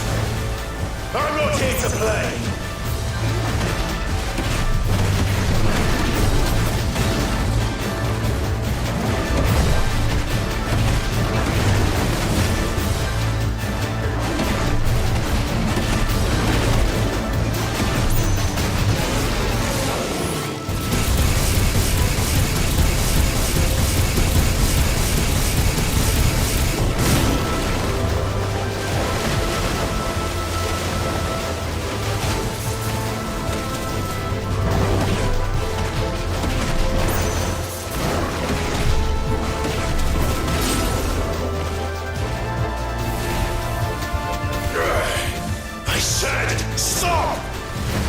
This has gone on long enough!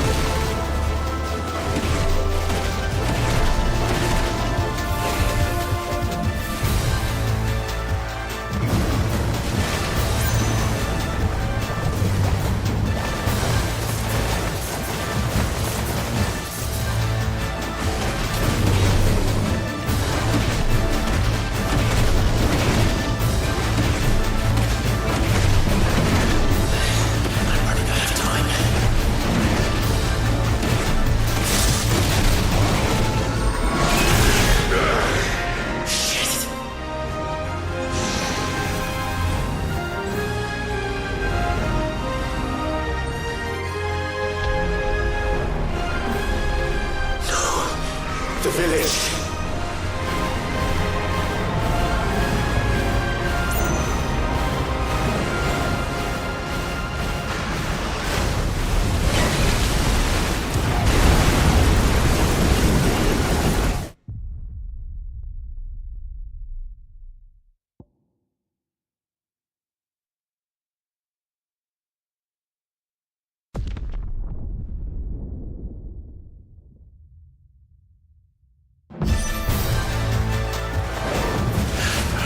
Stop this! I'm not here to play!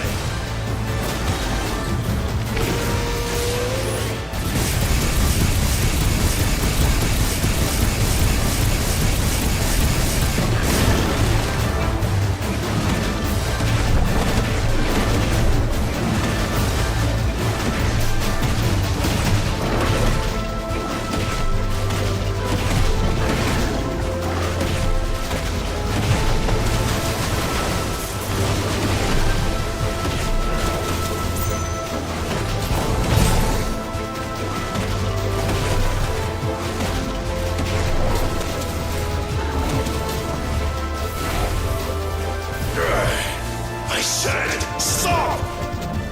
This has gone on long enough!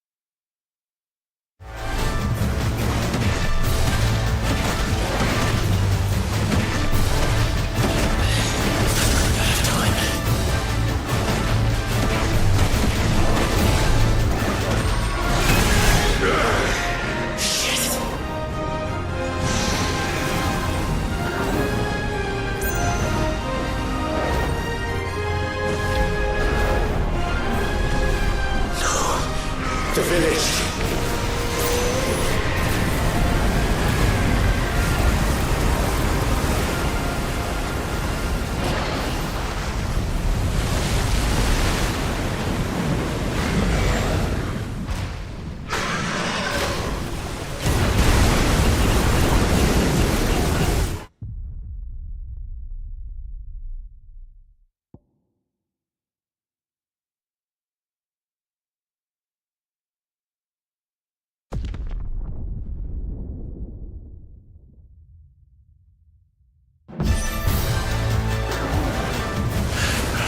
Stop this!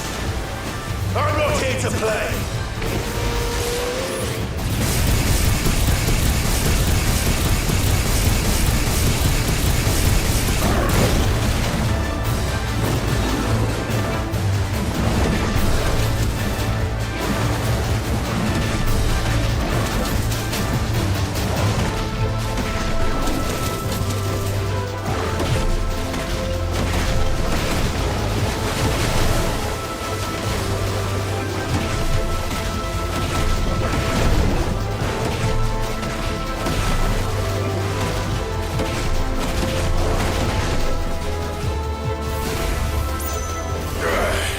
I said, stop!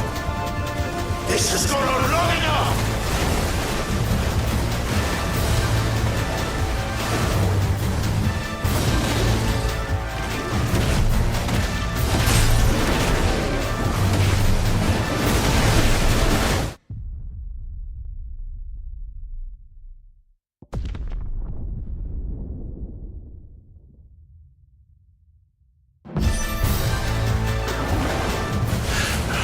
Stop this! I'm not here to play!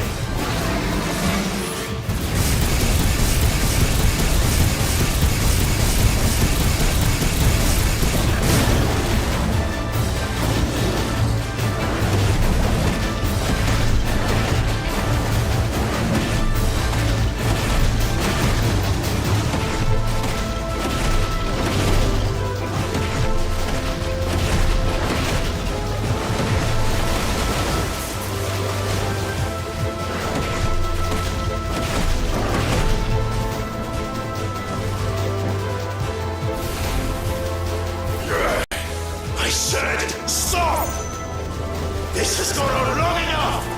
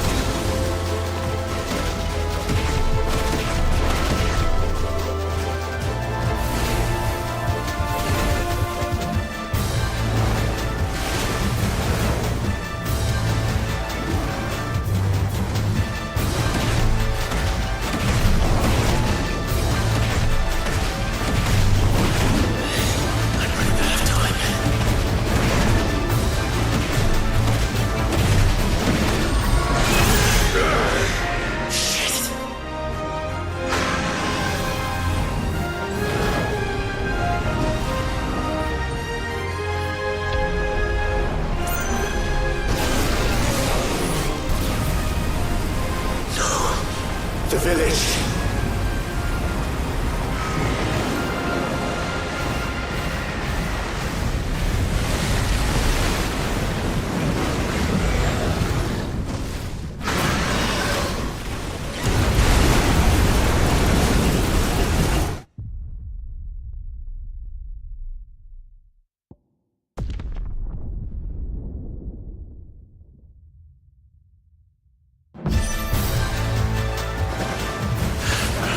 Stop this!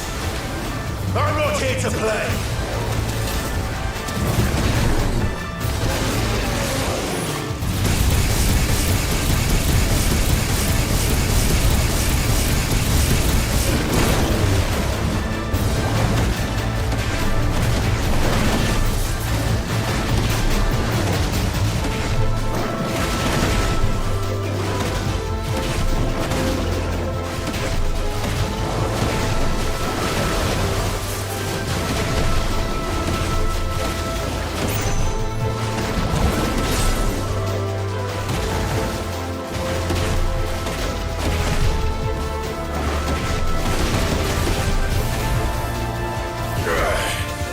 said stop!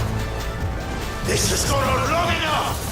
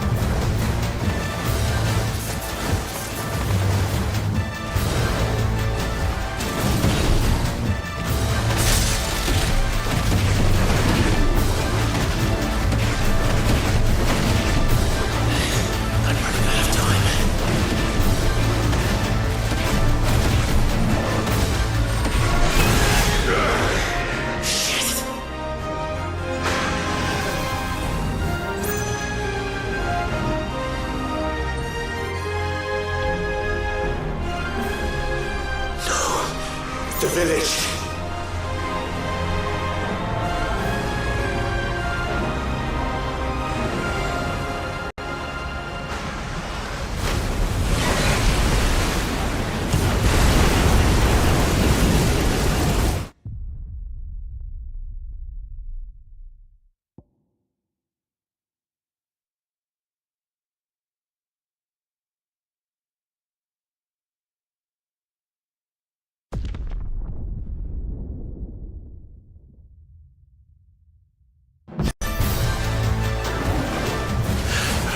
Stop this!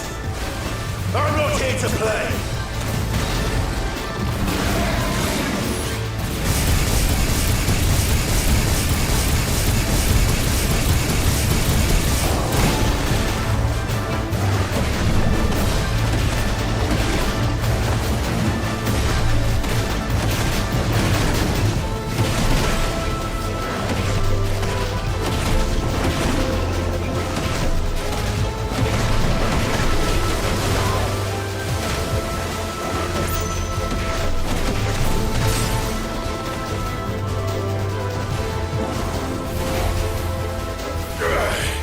I said, stop! This has gone on long enough!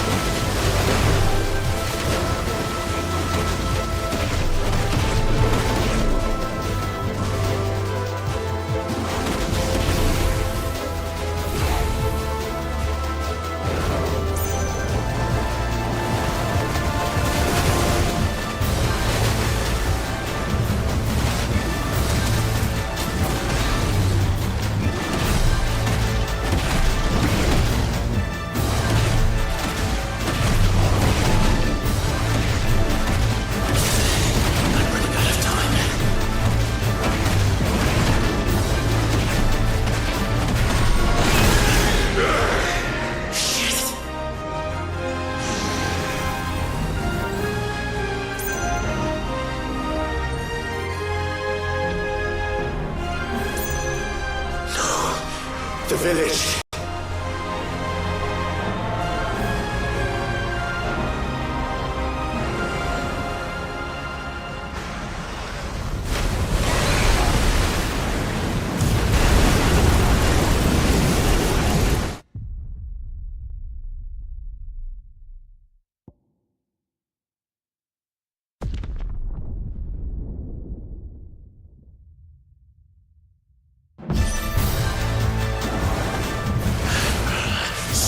this! I'm not here to play!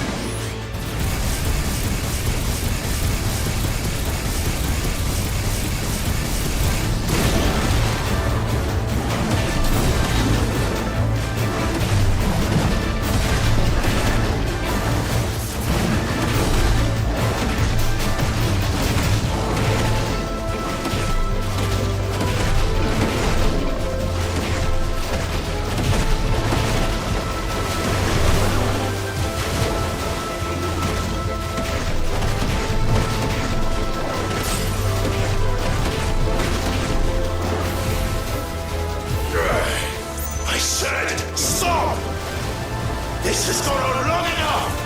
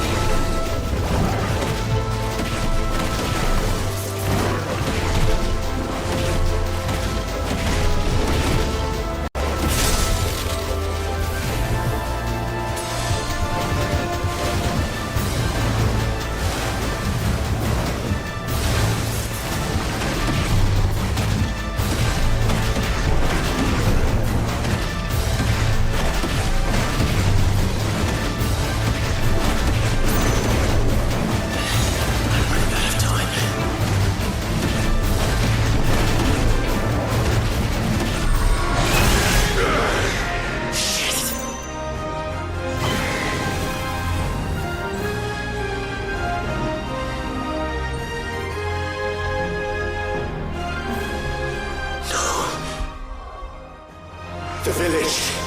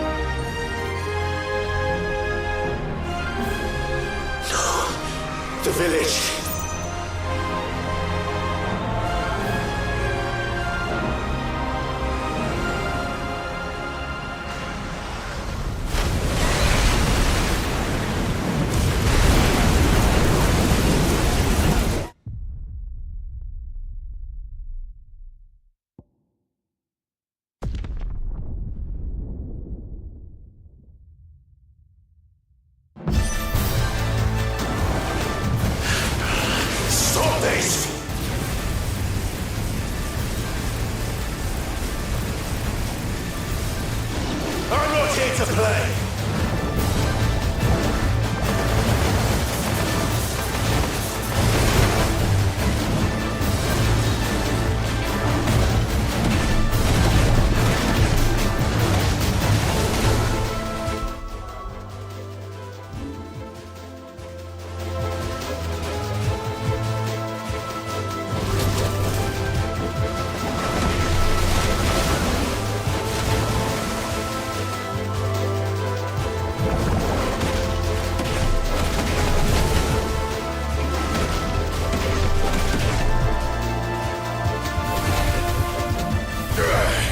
I said, stop! This has gone on long enough!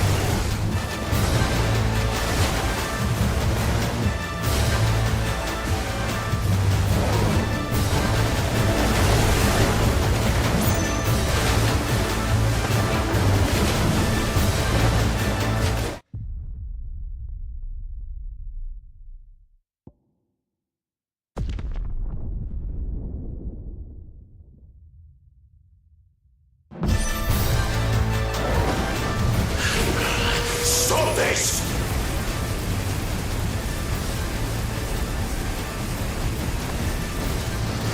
I'm not here to play!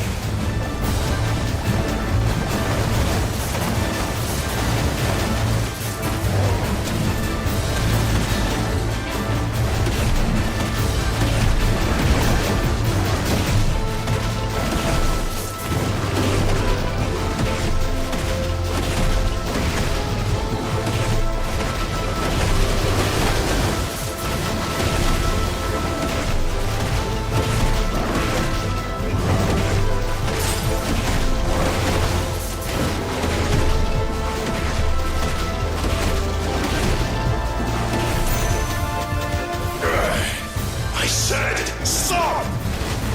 This has gone on long enough!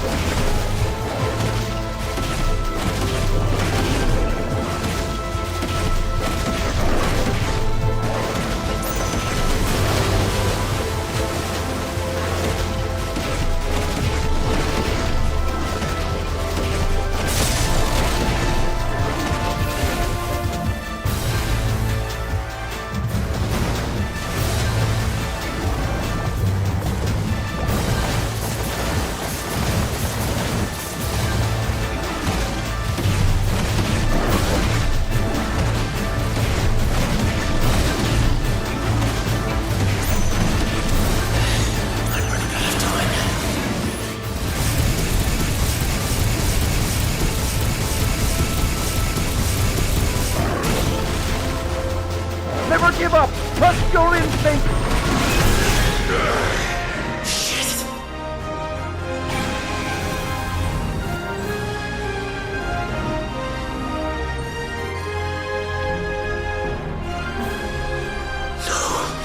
The village!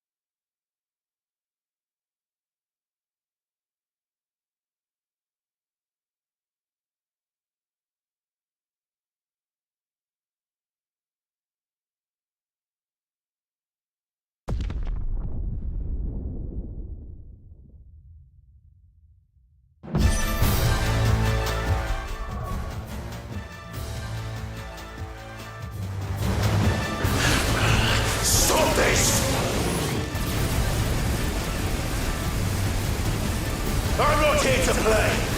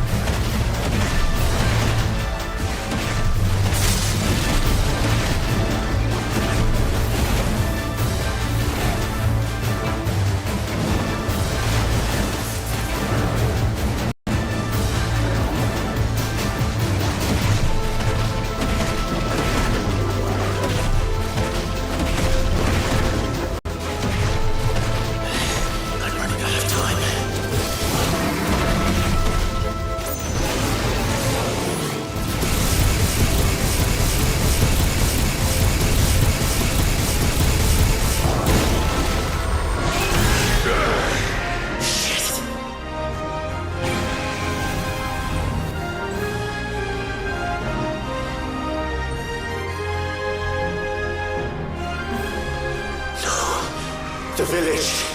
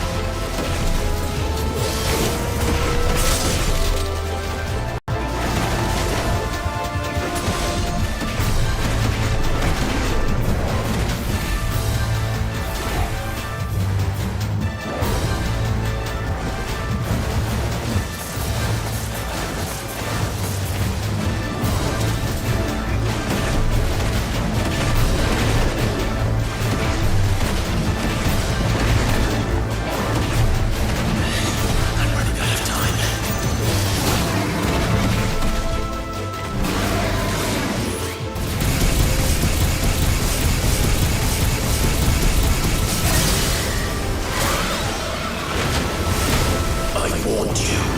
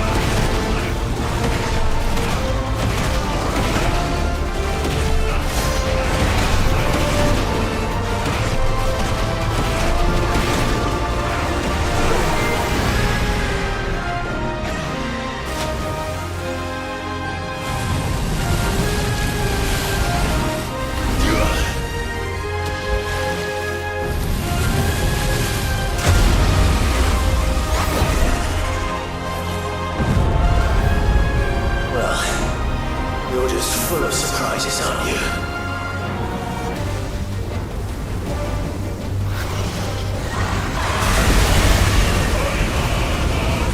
Garuda will be proud.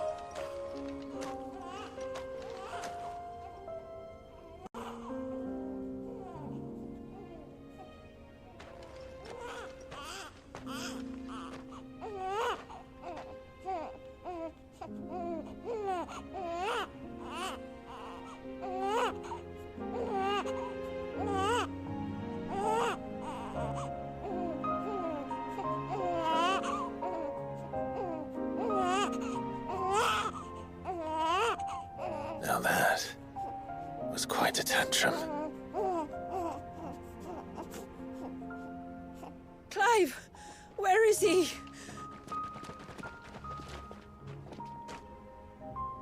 Well, yes.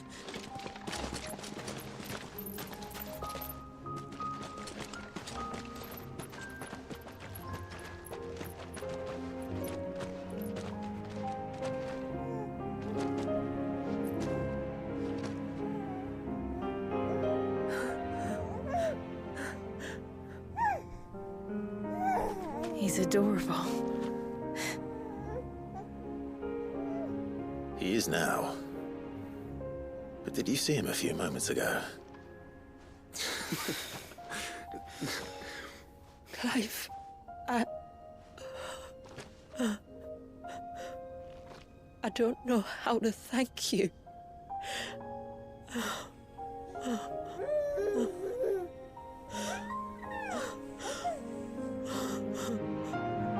It's all right.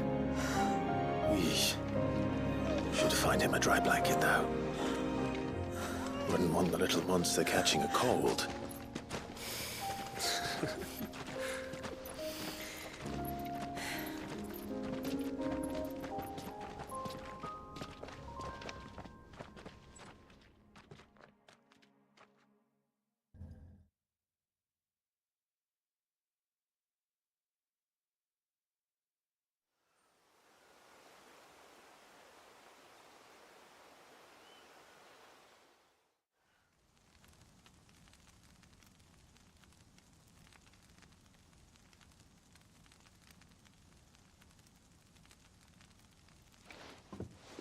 There. He's finally asleep. The poor thing had a long day. That makes two of us. So, what happens now? Now? Now, we make things right. How? By providing Walyas what he was denied. A place to learn and grow. A family to love and protect him. So that one day, when the wounds in his heart and mind have finally healed, he might decide for himself how he'd like to live the rest of his life. But until then, I'll stay by his side, come what may. Then he's a lucky boy. And not only because he'll have the best warrior this side of the belt to teach him the battle axe. She'll do her best. Shula. The beast that threatened your home is tamed. The empire that threatened your people toppled. Might it not be time to cast off your ancestors' glamour and retake your place in the Twins? Perhaps. It's not as if we have the crystals to maintain the wall much longer. But are we truly safe? Is the world truly ready to accept us for who we are and what we believe? If I remember rightly, you and yours still choose to remain hidden, do you not? We do. Well, your people will always be welcome in Haven, regardless. As will yours in the hideaway. We're allies now. If there's anything you need from us, supplies, food, equipment, do not hesitate to ask. It's kind of you to offer. But we'll manage, just as we always have. Besides, I suspect you'll be needing everything at your disposal if you're going to save the world.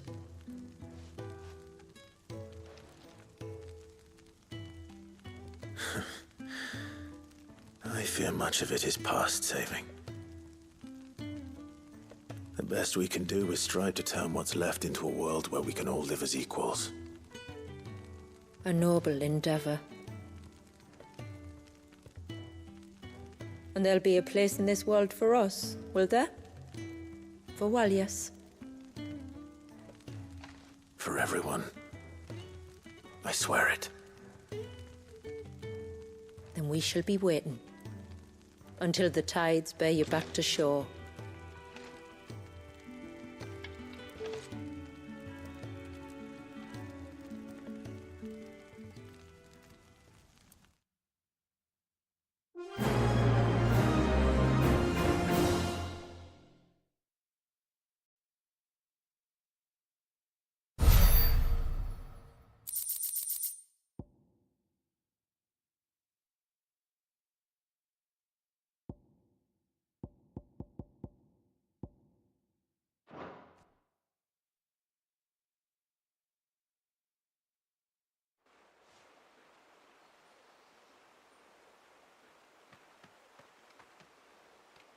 Do you think he'll be all right?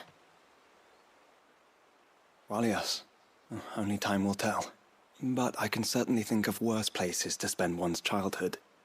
The Moats of Water are a fine people, and they will take good care of him. Up by the Vare, Ultima spoke to me. He called Leviathan his most profaned fragment, and told me to redeem the sins that had laid him low. Is that so? The sins of Wallius's ancestors were grave indeed. To force him to prime at so tender an age. And to freeze him in time, that he might never know what it was to live. Yet I doubt either of those crimes was the source of Ultima's displeasure. It was that the Icon's power had been put to another purpose than the one he intended. To him, Leviathan must have seemed an aberration. Could that be why Ultima made no attempt to lead me to him? The fear that this profaned fragment might corrupt his vessel somehow. Perhaps. Or perhaps he simply deemed Leviathan surplus to requirements. Having concluded that his vessel might be made to serve his purposes without the full sum of his power. His purposes? There's no escaping them. Even here. Hidden away in Mysidia, the blessing of the crystals proved nothing but a prison. A prison into which Wallius was born, and from which freedom is hard won. If the world doesn't change, if we don't change it, he'll end up suffering the same fate as every dominant who came before him. Then we must change it. That we must. And we shall.